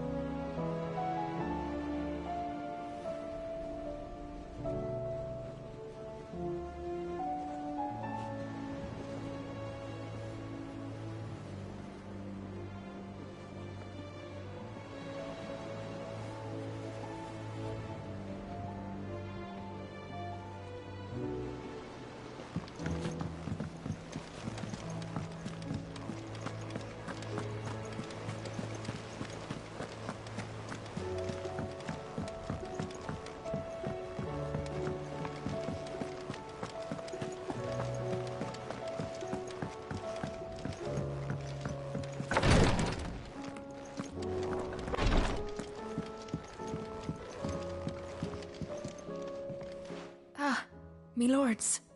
How are you feeling? Well, thank you. Is something wrong? Wrong? No, nothing like that. What it is, Go on, please.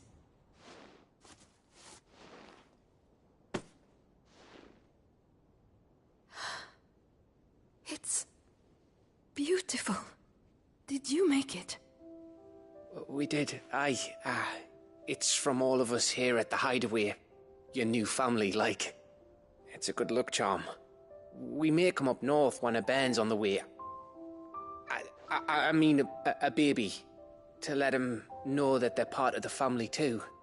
Oh, I hope you like it. I thank you, me lords. For everything. If there's anything you need, just let us know. I will. Fancy a swift off. I'm thirsty. I could be convinced.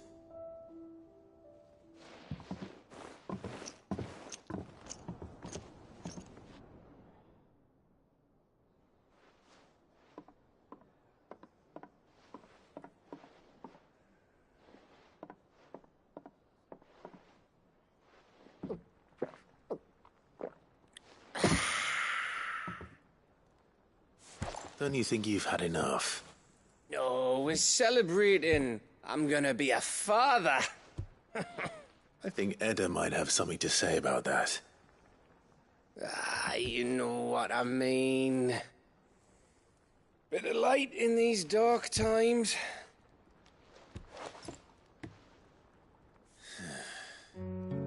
Wasn't long after me 10th name day. My mum told us she was with child again. I was over the fucking moon. I was looking forward to having a little one to lord it over.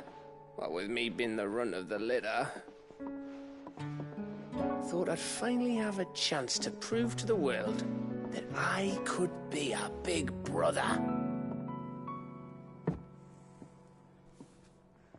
Imperials came the day she went into labour. Had myself a baby sister. And then I didn't. My whole family gone in a blink, while I hid in the cellar like the spineless little arsehole I was. Great brother I turned out to be.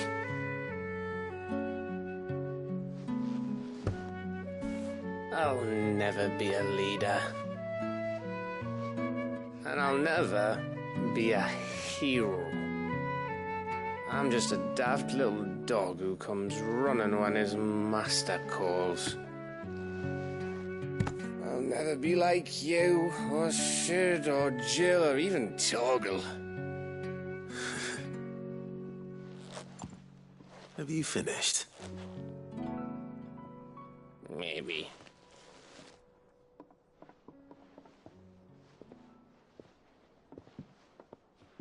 Do you know why you're our best scout? Because you don't need anyone to hold your hand. Without your resourcefulness, your courage, your determination, I don't know where we'd be. Maybe hanging off a cliff like, That was only the once. Exactly. You learned from it. And here you are, after Founder knows how many missions, stronger for everyone. And let's not forget Rosalith. Who was it who freed me from the dungeon? Who was it who ran to Jill's rescue? That would be me. Because you're our brother, Gav. My brother.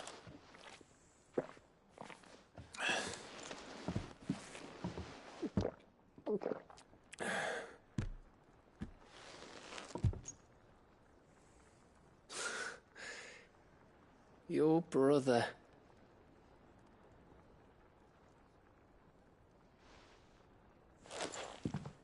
Which means that when the time comes, I get your room. And your sword.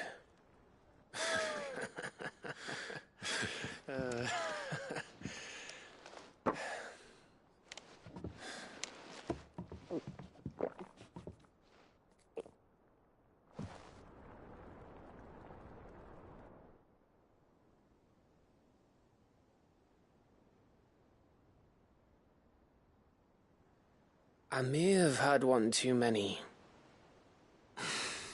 You may have had 10 too many.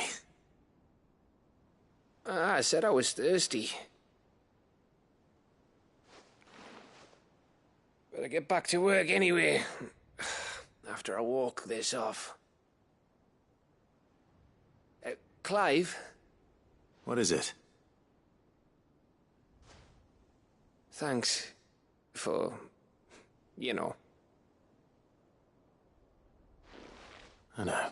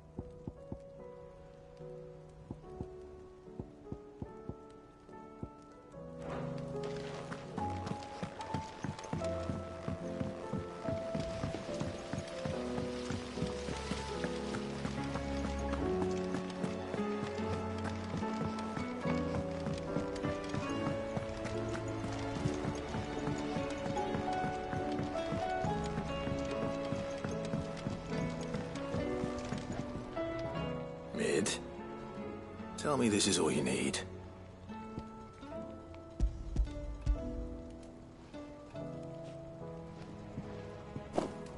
Aw, you make it sound like I asked you to save the world or something. Tell me this is all you need. It's most of what I need. After you left, I went over the figures again, and I realised I'd forgotten a 1 and a 0. And a cogwheel. Just a tiny one. Though, that's the problem. Gears that small are a bastard to make, and I may have lost the one Blackthorn spent a fortnight toiling over. Wait. The children. When they took apart your scales, there was a tiny brass gear. Now that I think about it, they didn't use it when we put the scales back together. The young'uns? But why would the... You know what? I don't want to know. I'll keep working on the model. You go and find that cog.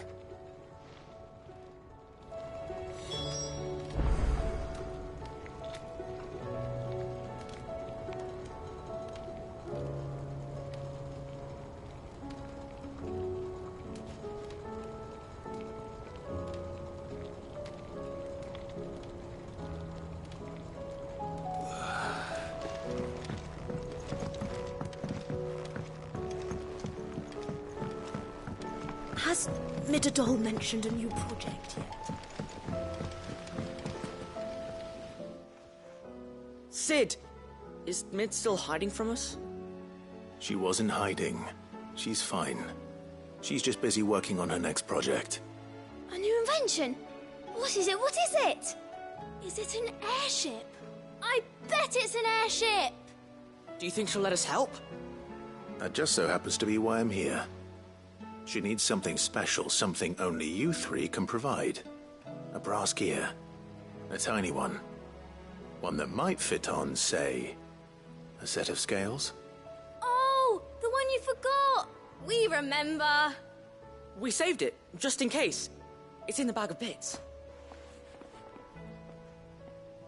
Since your lesson, we've been disassembling, then reassembling everything we can find.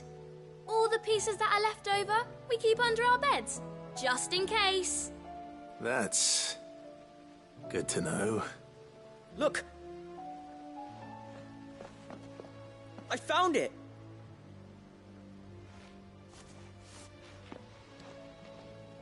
Is that all? Just the gear? We have more parts if Mid needs them. That's all for now. But I'll let Mid know about your... hoard. Just in case. Thanks, Sid.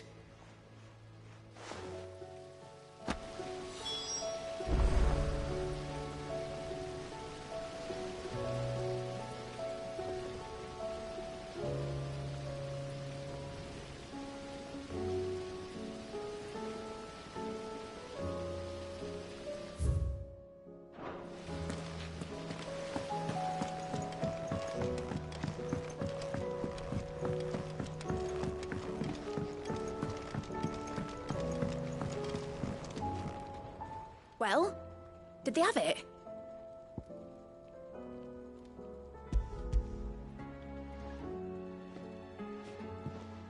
They did.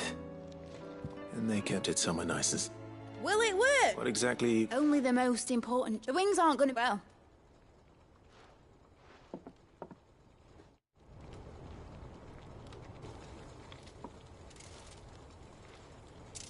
That should do her.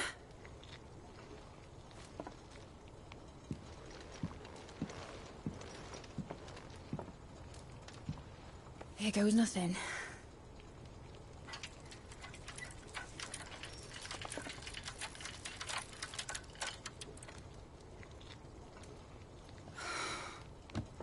Titan's tits. It wasn't supposed to fly, was it? Of course it was supposed to fly. Wouldn't be much of an airship if it didn't. Honestly, these bloody engines are driving me mad. I was so sure this would be the day she soared. The Mithril engine was made to make dreams come true. But maybe this is one dream the world's better off without. Show folk how to take flying. It won't be long till they're raining death down on each other. People will lose their homes. Children, their mums and their dads. Like I lost mine. I'm sorry. So am I, Clive. So am I. Sorry that I have to choose. Do I follow my head, or do I follow my heart?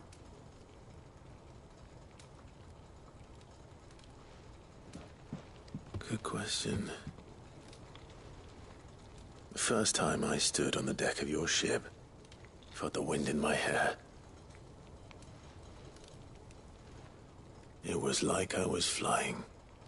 But imagine how it would feel to actually do it. My dad always said there were two ways of living life. Chasing a dream or shuffling to your grave. And he were right. Right about a lot of things. Not that I like to admit it. People need dreams to chase. Especially in a world like this.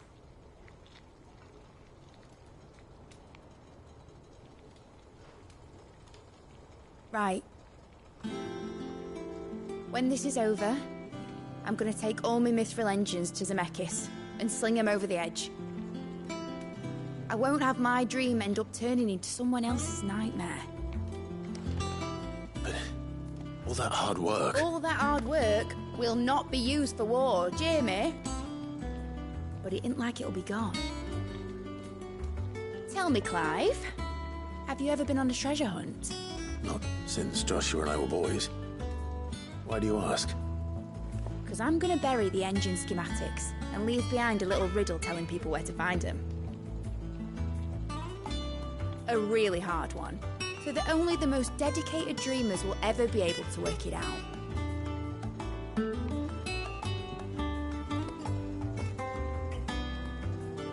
Ooh, I can picture it now. Some daft general squinting at the words with a gormless expression on his mug. That that one? Yeah. Right.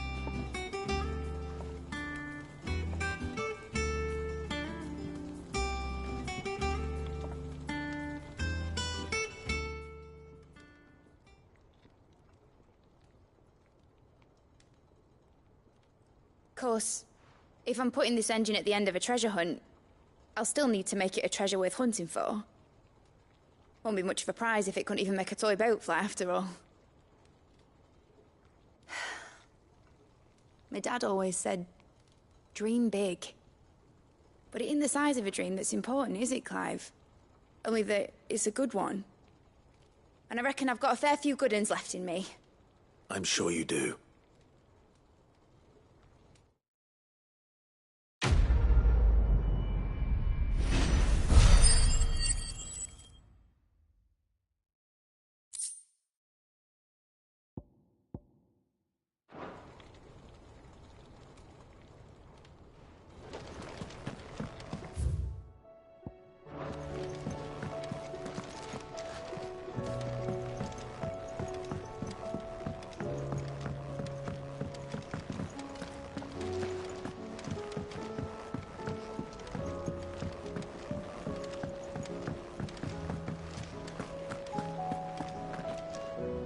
I hear that you traveled to Ash, Cid.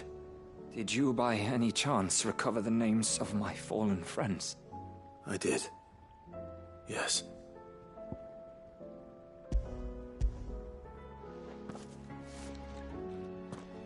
If I may, the bearer registry.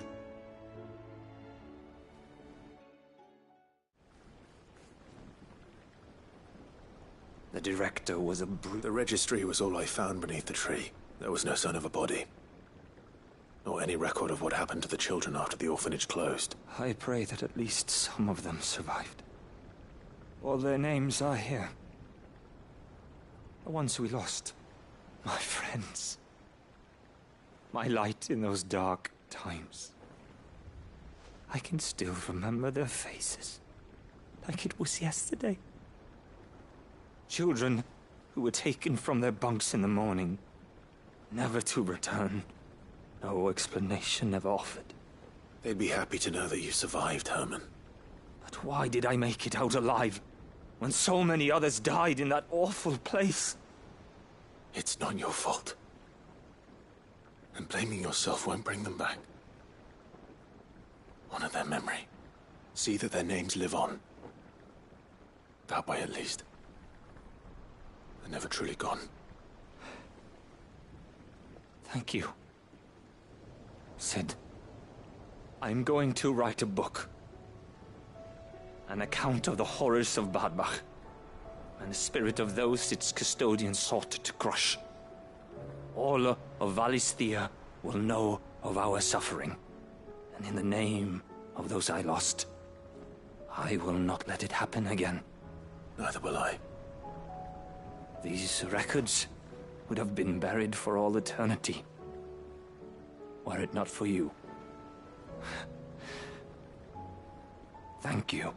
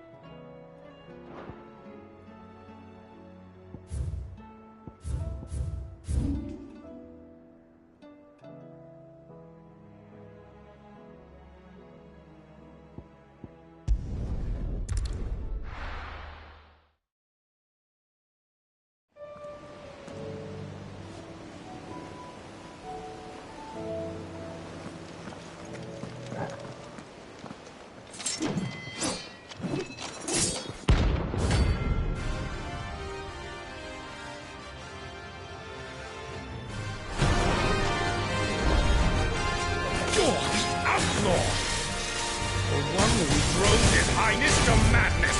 On your knees! He hasn't heard. And it doesn't look like he's willing to listen.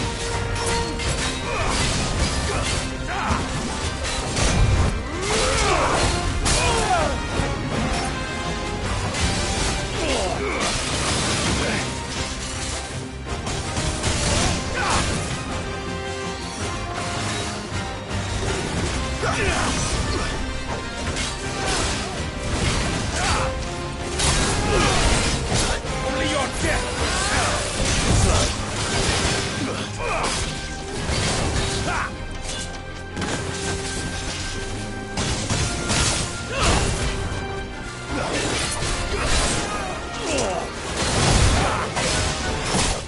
share my pain!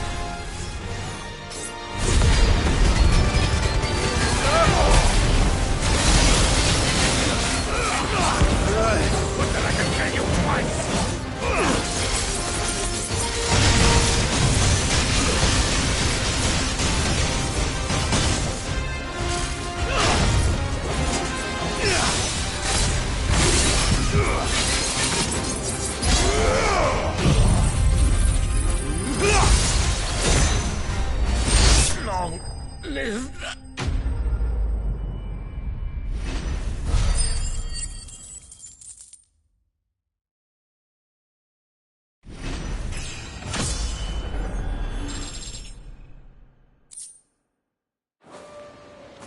Damn it. Dion would have been...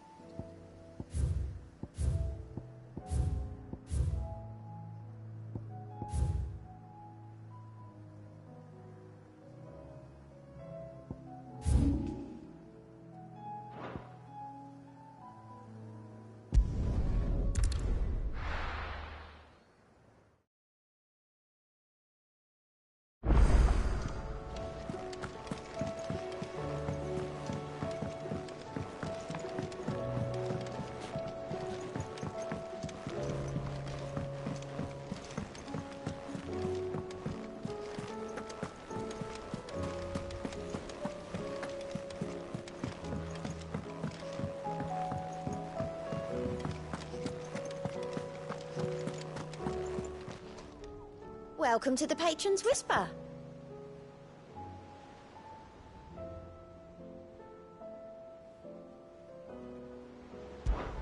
Your benefactors are a generous lot.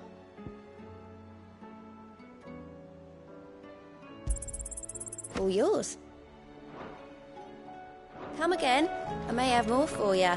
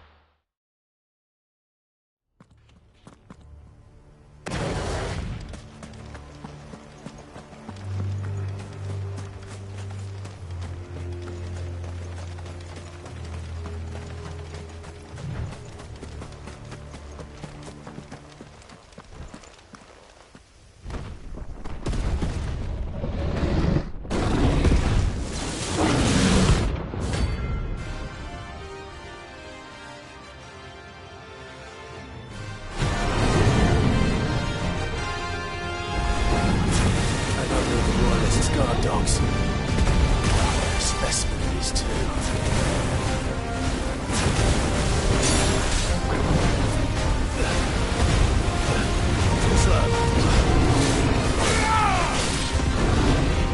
Nice try.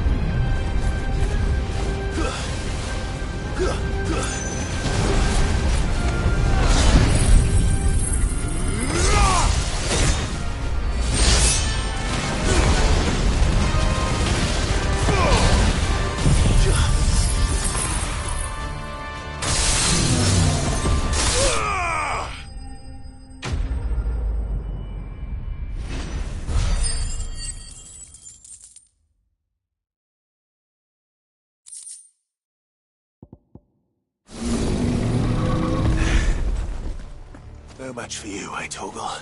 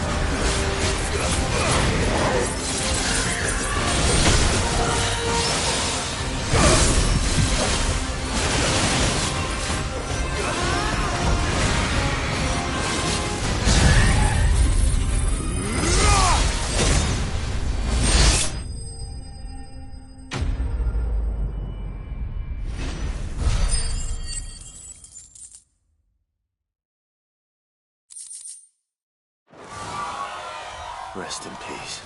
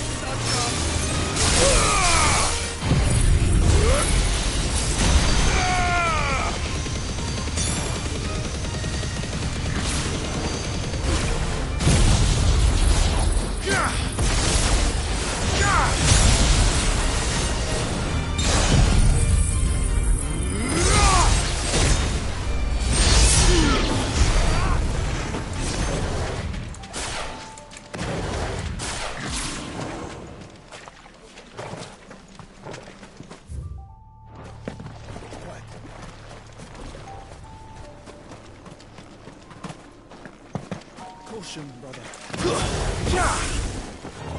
We must avoid.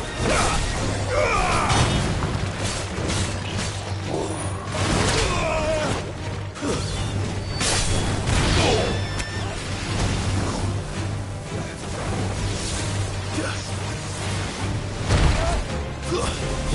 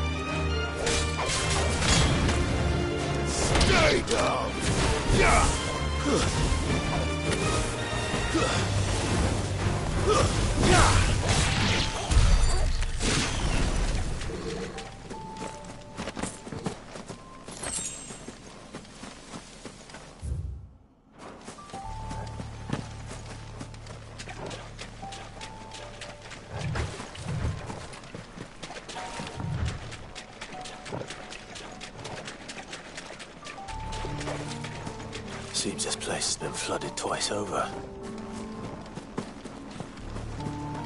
Purple flowers blooming next to a waterfall. Shouldn't be too hard to find.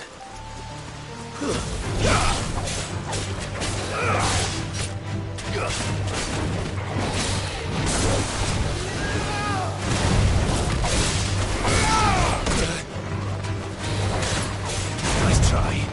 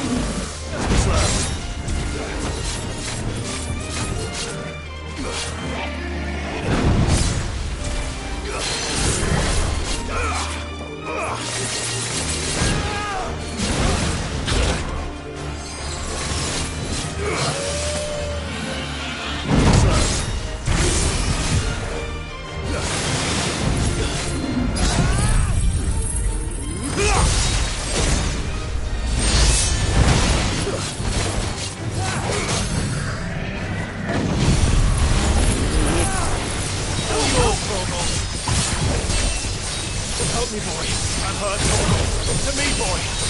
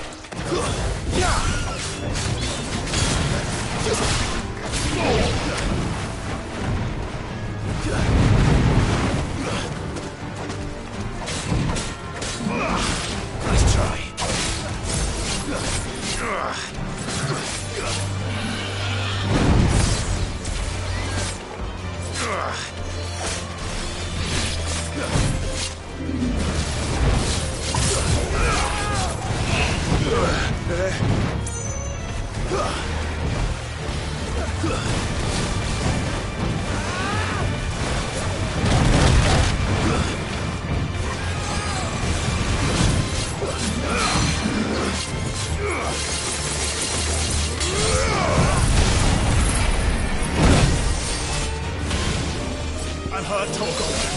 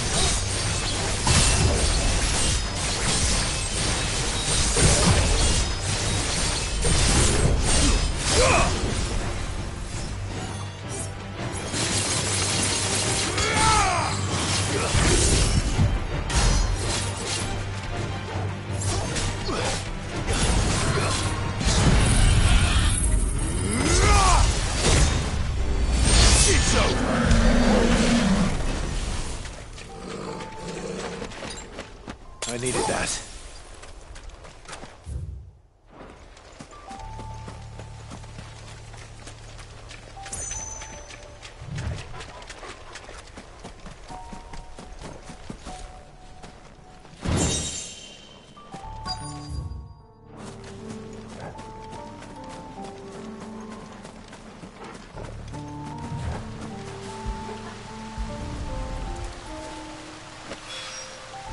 Here they are. Might as well pick enough for a bunch, I suppose.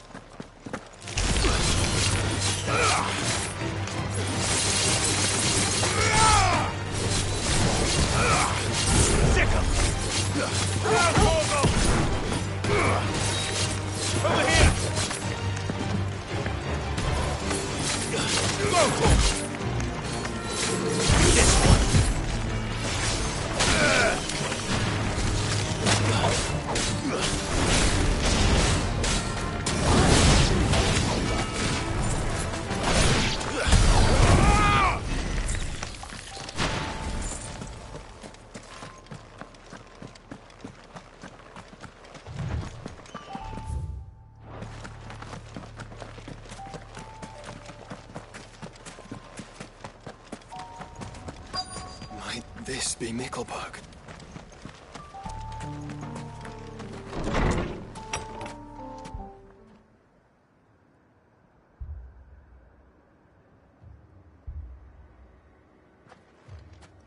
These people aren't turned. The village seems safe enough, at least.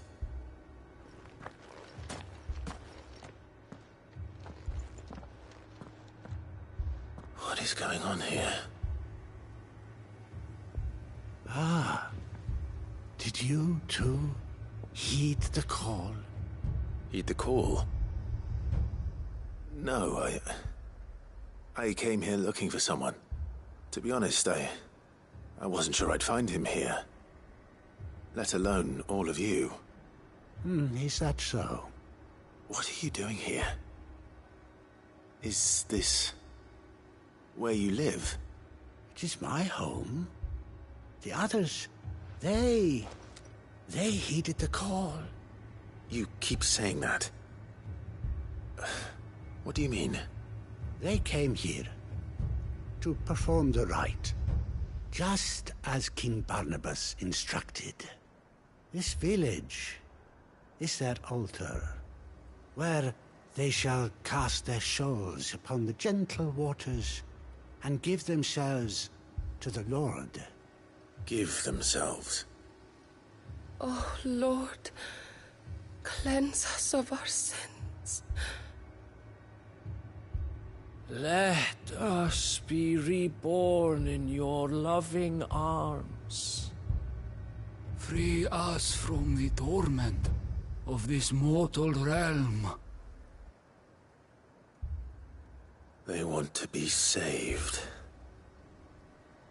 Forgive me, but did another foreigner like me come here? He was probably wearing a cowl. You mean the traveler from Storm? Yes.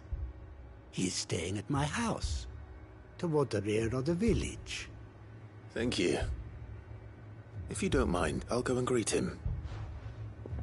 They seek the same salvation Barnabas did. At least the third chair still lives. Let's go and find him.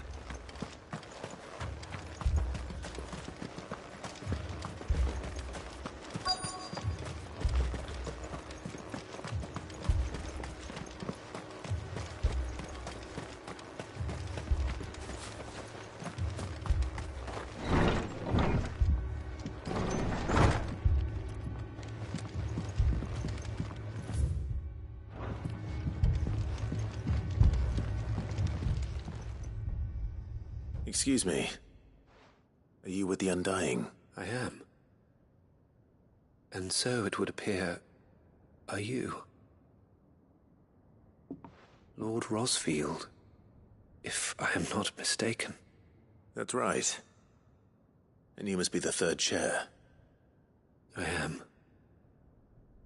Cyril was worried for your safety. He sent me to find you. Then I must apologize. I did not mean to trouble the bearer of the burning quill, much less you, my Lord Marquis. He said that you had failed to report. Is there a reason for that? I came here to study the followers of this new faith.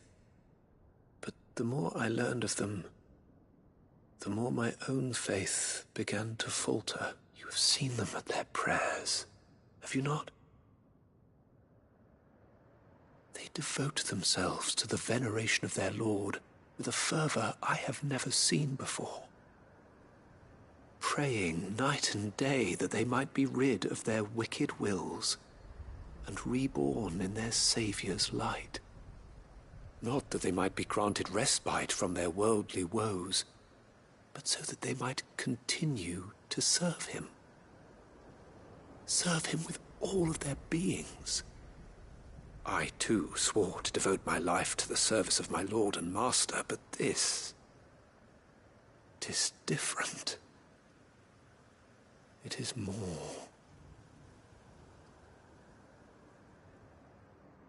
And so I would see it through to the end, see these people safe, that they might achieve their dream, that they might do their duty to their Lord. Even if it should keep me from doing my duty to mine. You do understand what their dream is, don't you? I do, my lord. They would cast aside their wills and become a Kashik. I know that it may be hard to believe, but to these people, that is the very essence of salvation. Forgive me, my lord, but I must remain here. If you are to return to Master Cyril, I would consider it a great... Did you hear that, my lord? Something is happening. I'll go and find out what. Stay here.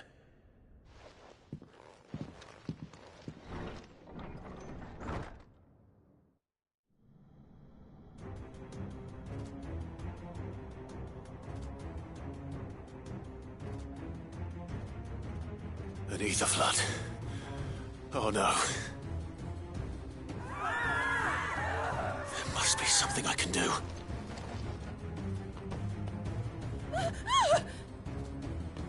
Echoes as well. Found her. Ready, brother? Ready.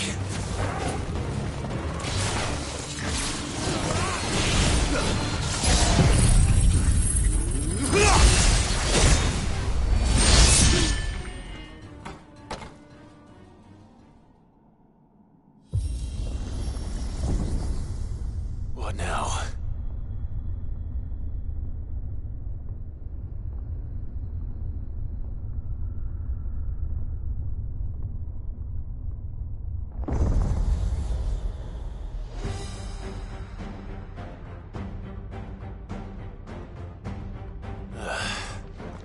We meet again. I've killed your kind before.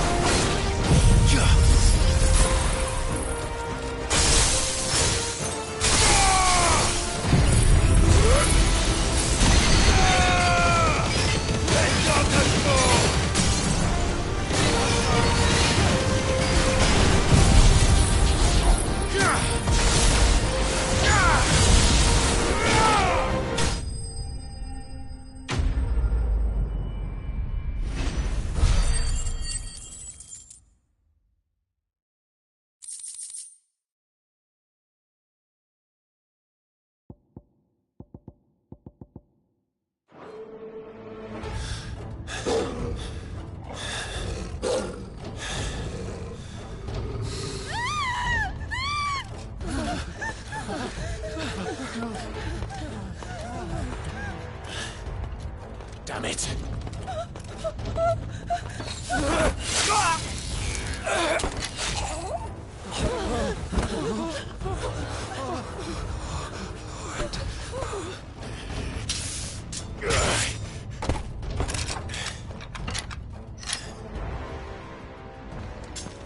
Don't you die.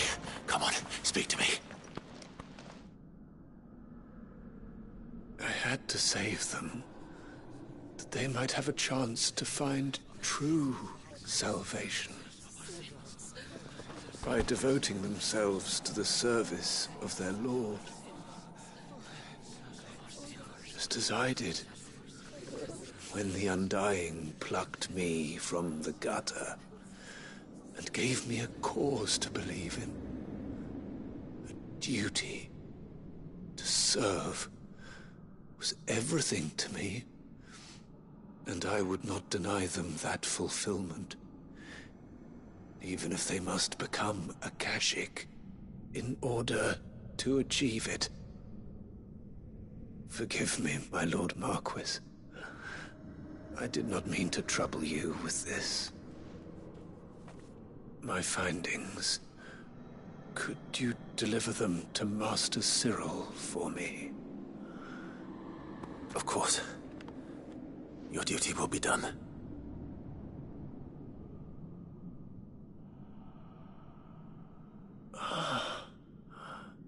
Look, my lord. They are saved.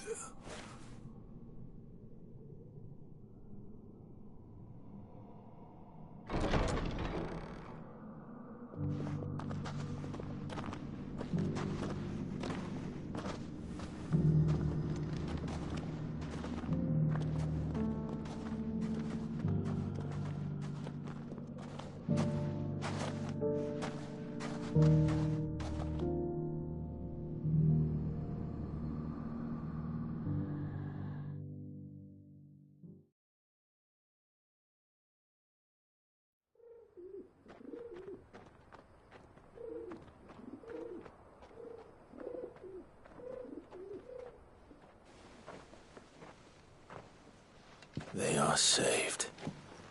Founder. I should get this report to Cyril.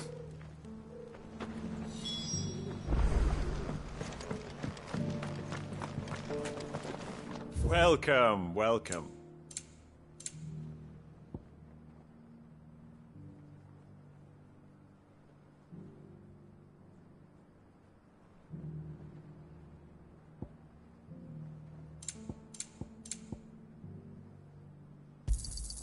Of course. A fine choice.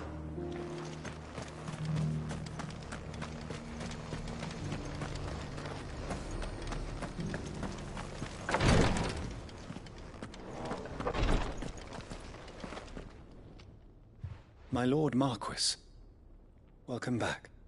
I am glad to see you hale and whole. I met with your third chair, Cyril. He bade me deliver his findings to you.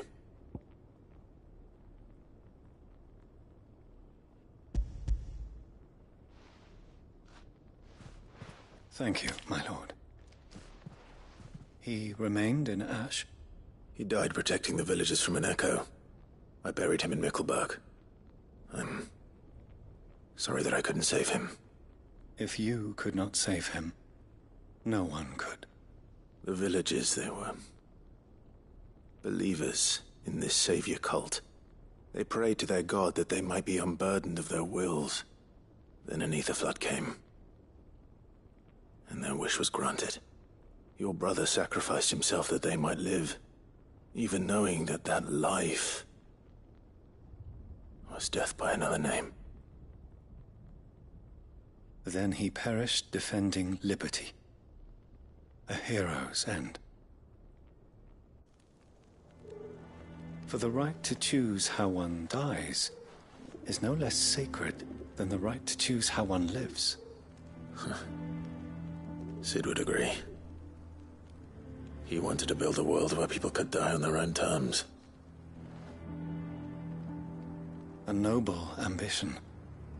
To die for one's cause is the most perfect expression of one's faith.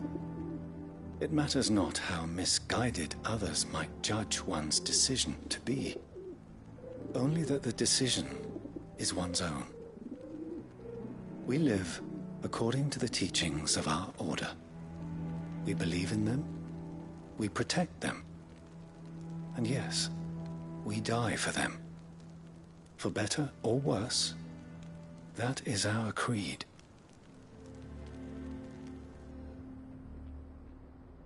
But he didn't die for your creed.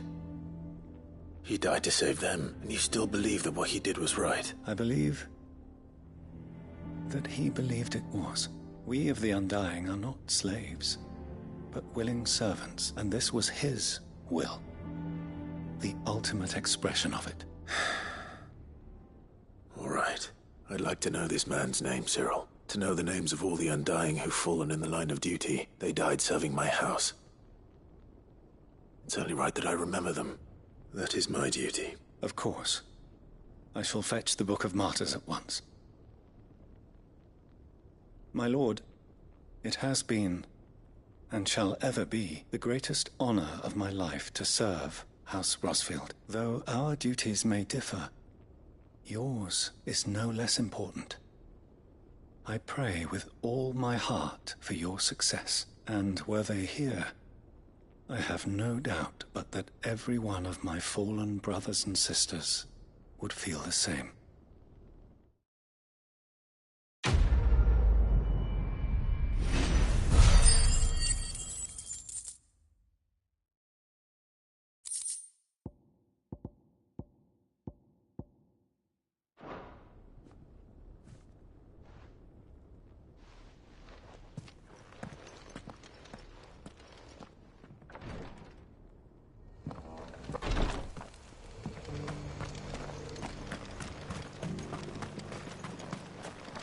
Are you buying or selling? Go safely.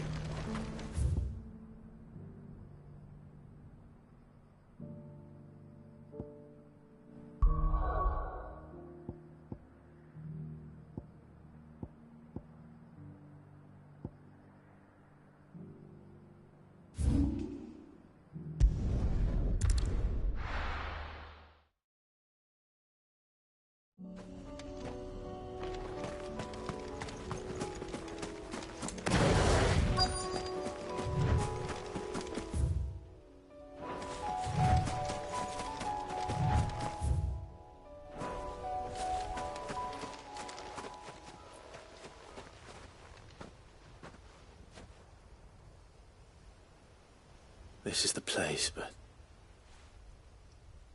I'm sorry, Clive.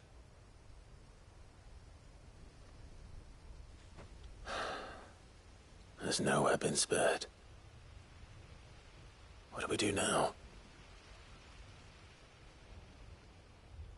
We keep looking.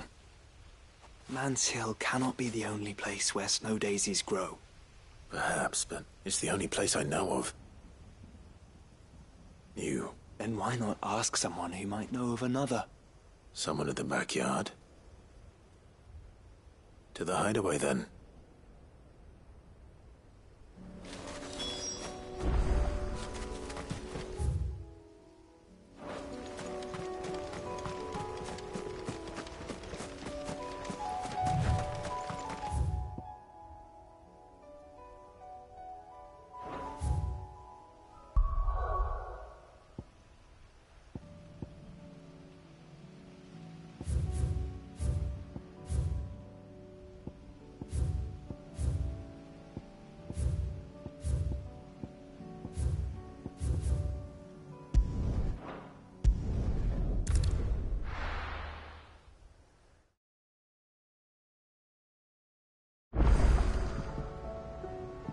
Let's hope one of the gardeners knows where to find snow days.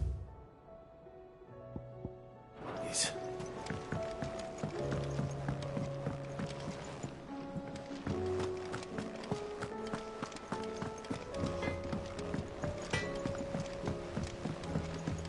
Say what you will. Lady Karen's...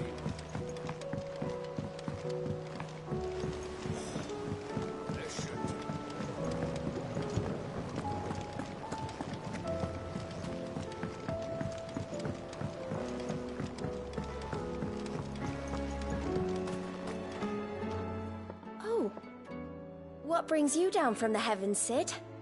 I need your advice. Joshua and I are looking for a place where snow daisies grow. Preferably in abundance. Snow daisies. Then you'll, both... Did I saw who?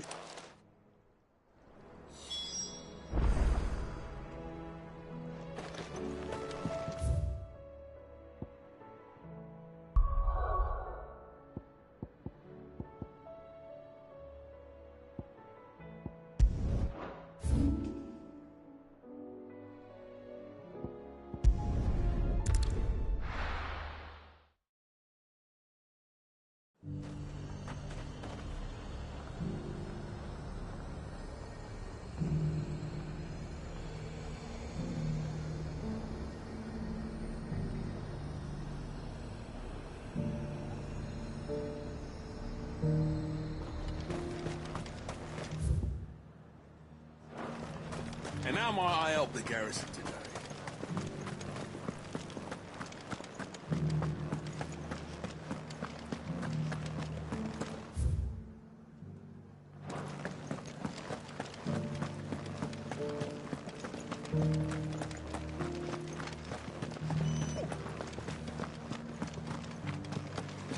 I haven't seen any of those beastly blue-eyed...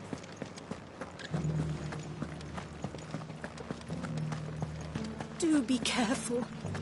I will.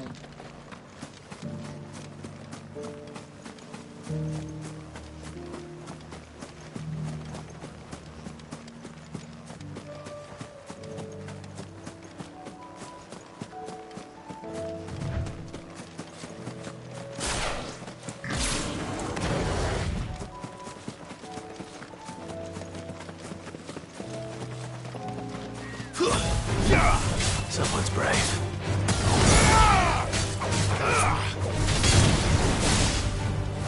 Farewell. The meadows are vast. Where do we even start? Yote mentioned the coastline. We can start there.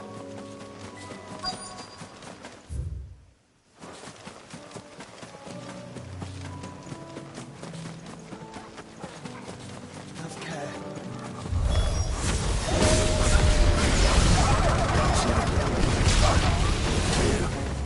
The flowers and our friends.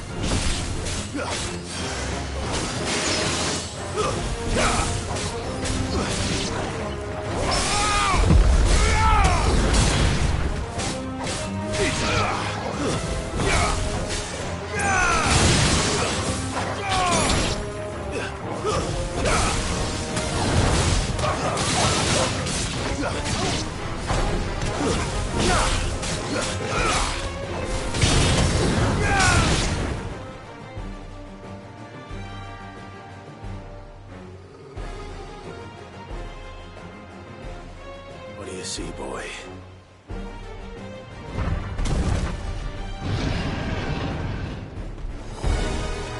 Let's hope this is the last one. Only one way to find out.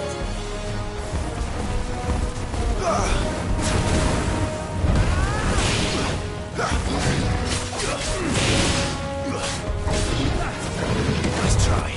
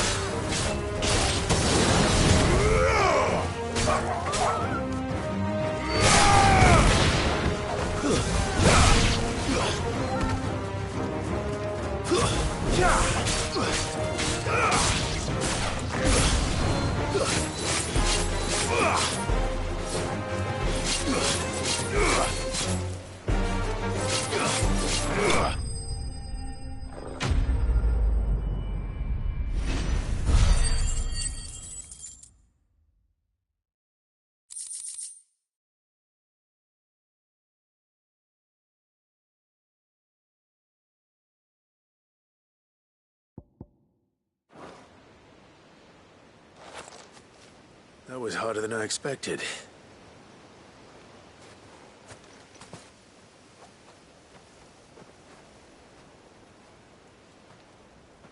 But Founder, it was worth it. They're beautiful. Do you think Jill will like them? She'll love them. Come on. Let's go.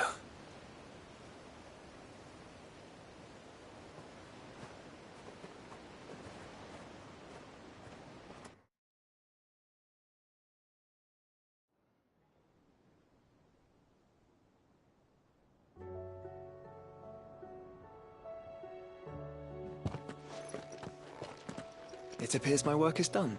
The rest, as they say, is up to you. Well, you and the skies. We wouldn't want another thunderstorm now, would we?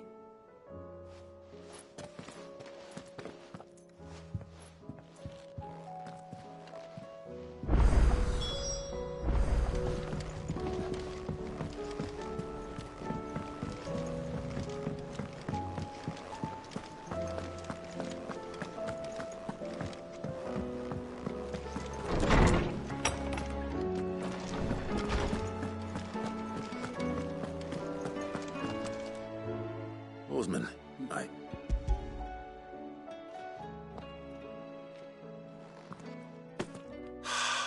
It...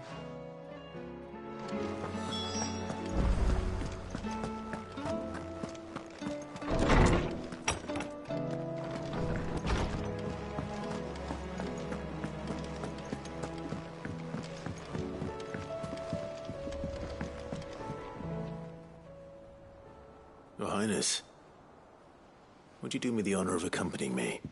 Now. It is time, then. No. Only to the shelves. Our lawsman has something he'd like to give you. Master Harpocrates. No. I dare not show my face before him. Not after everything I have done. I have taken countless innocent lives. And ruined countless more. All because I was weak. I have sworn to atone for my crimes or die in the attempt. But were I to meet with him again, and see in his eyes what I have become, I fear that my resolve might falter. Then that is all the more reason to do it. Test your resolve. Prove to yourself, and to him, how strong it truly is.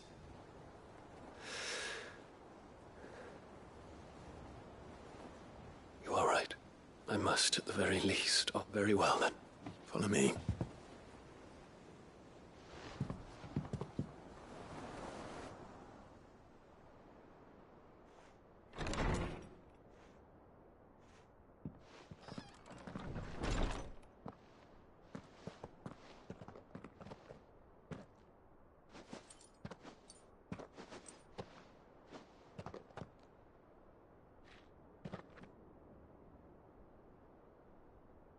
Even now, I hesitate to approach him. What must he think of me? You'd be surprised.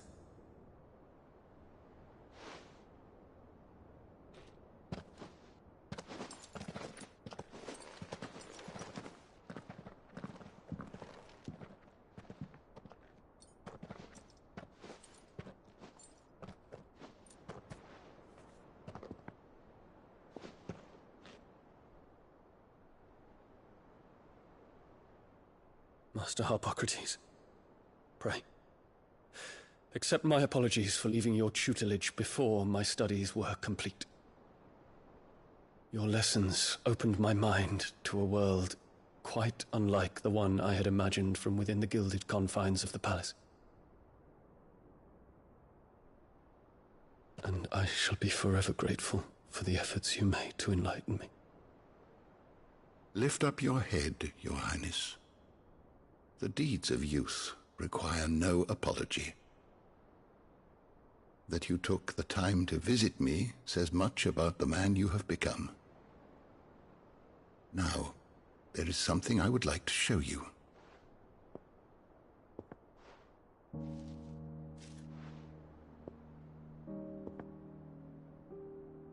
Is that a wyvern tail?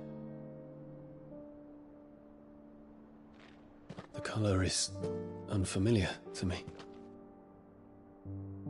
Because it is unique to those found in the wild. Something in the harsh environments in which they grow lends them this striking hue. Their roots are indistinguishable from those of their hothouse cousins, but once they bloom, the difference is immediately apparent. In this flower, I see you, Your Highness. Its roots were the roots of a wyvern tail, with all that implies. But they do not define it, just as yours do not define you. I want you to have it, that it might remind you of this truth.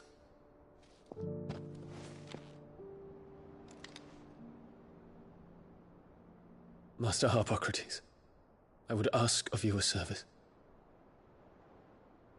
Keep your gift until I have fulfilled my duty to the realm, for only then shall I be deserving of it.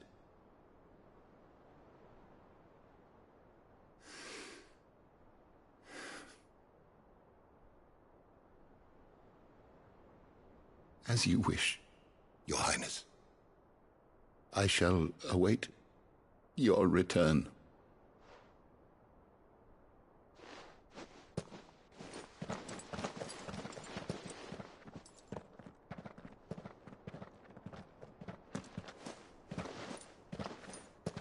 Our roots do not define us.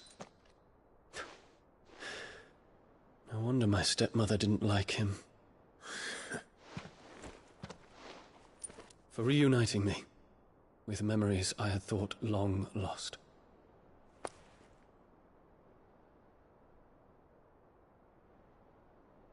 I shall not forget this.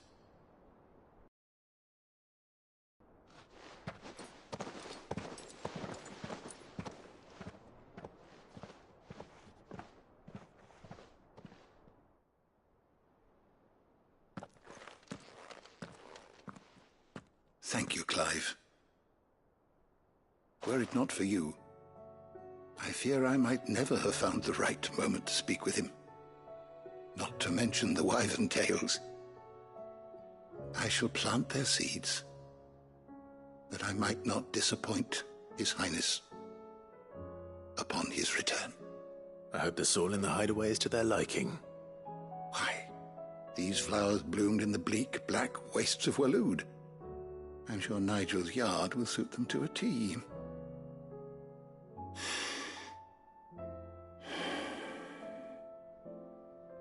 When it comes to expressing one's gratitude, I find that words are seldom sufficient. Here.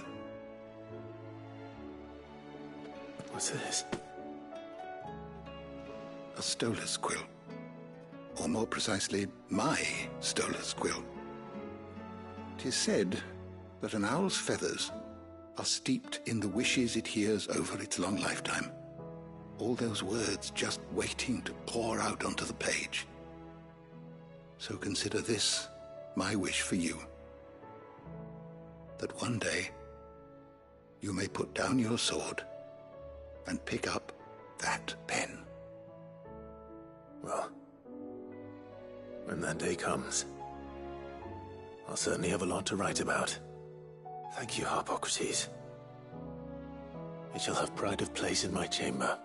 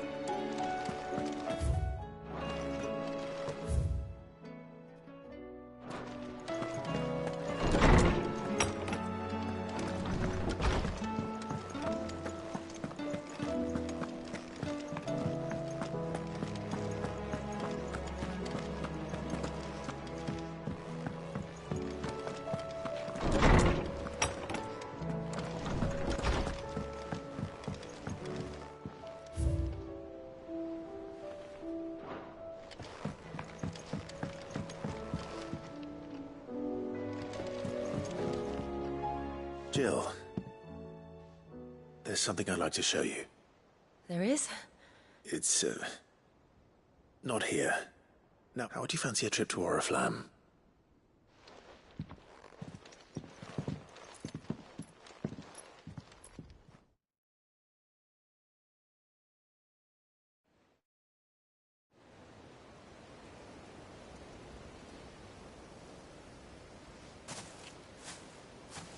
There are so many.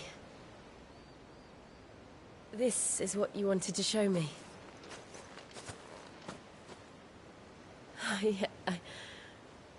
I don't know what to say. You don't need to say anything. The smile on your face is enough. We've been worried about you. Joshua and I. Do you remember when I took you to Man's Hill? Or tried to? How could I forget? You saw me crying and thought a change of scenery might lift my spirits. In the end, it earned me a nasty cough and a stern scolding from your mother. But I felt wonderful nonetheless. I'm sorry. I had no idea what I was getting us both into. But I couldn't bear to see you like that. Before we left, my chambermaid told me she'd overheard your mother talking about my marriage prospects with some of the noblewomen at court. They were debating whether it would be more profitable to marry me off to one of the high houses instead of saving me for the ducal line. No one thought to ask me what I wanted. I was nothing to them. A pawn at best. I felt so trapped, so lonely. I didn't know. But I wasn't alone. You were there. Your hand in mine as we ran for those oaks. And I knew then, no matter what happened, I would be all right. I'll never forget that feeling.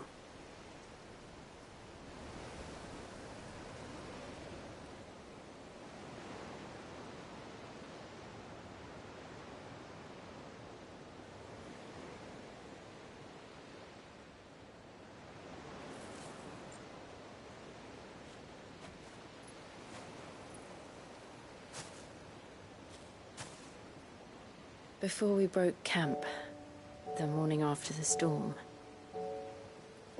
do you know what I did? No? What? I slipped away from my governess to climb the tor. And from there I saw a sea of petals, all reaching for the sun. And I realized no matter how terrible the night, dawn would always come.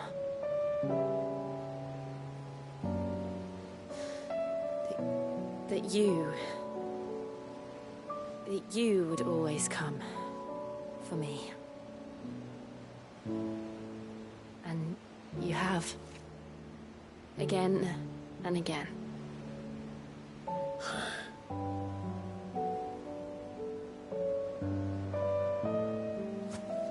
Where do you see us? When all this is over?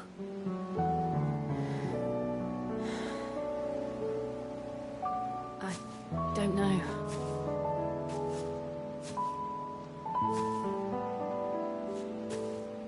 Not here, though. I think I've outgrown the twins. After everything we've been through, the realm just seems so small. I'll need some space to spread my wings. Then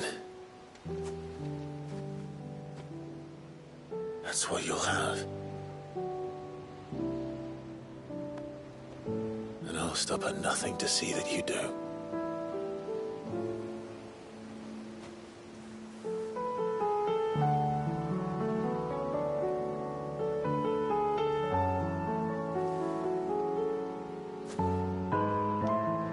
I never was much good at garlands, but it'll have to do.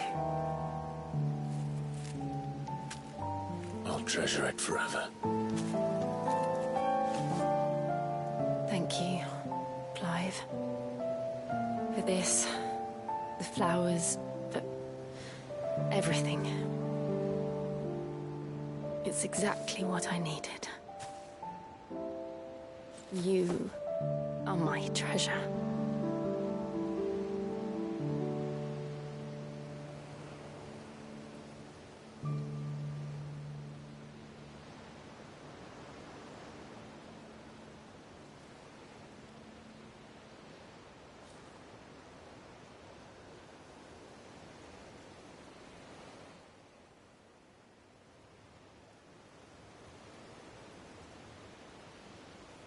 We should probably be getting back.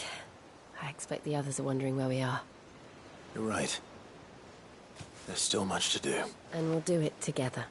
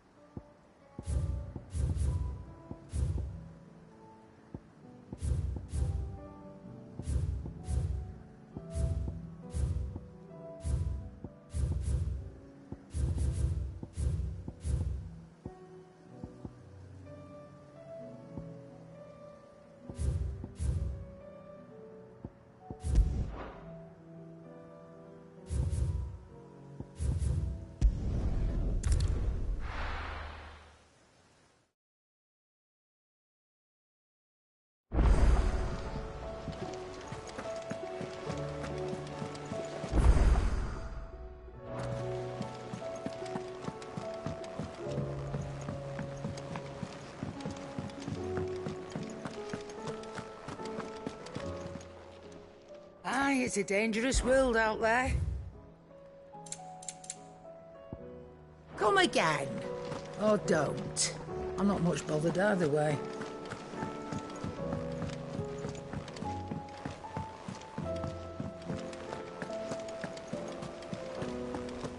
There's something about it.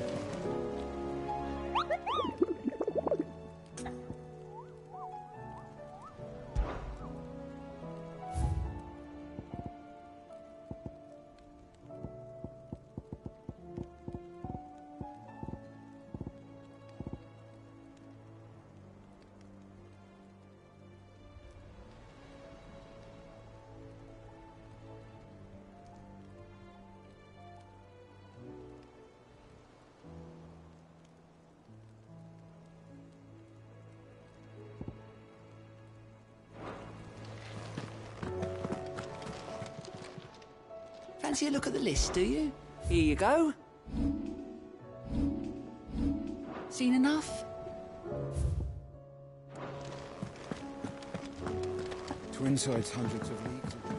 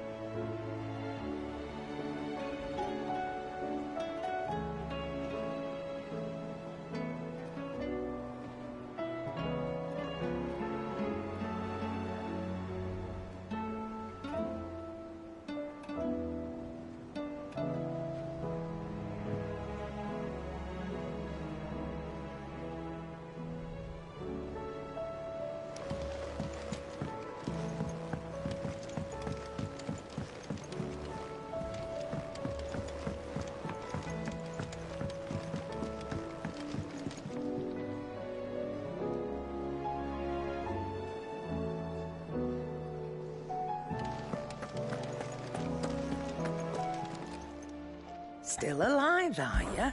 Coin purse weighing you down?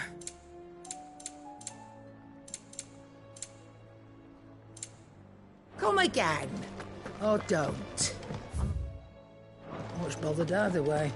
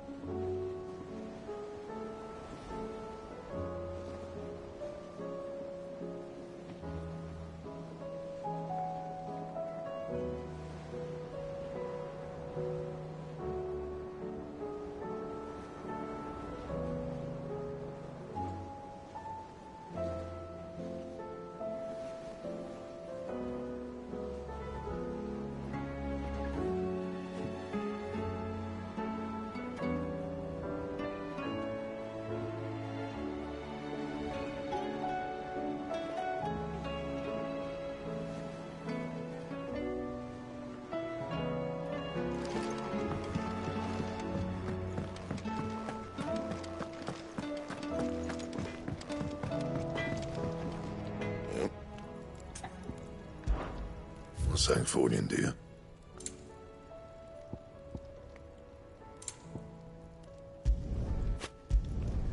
No scratches, right?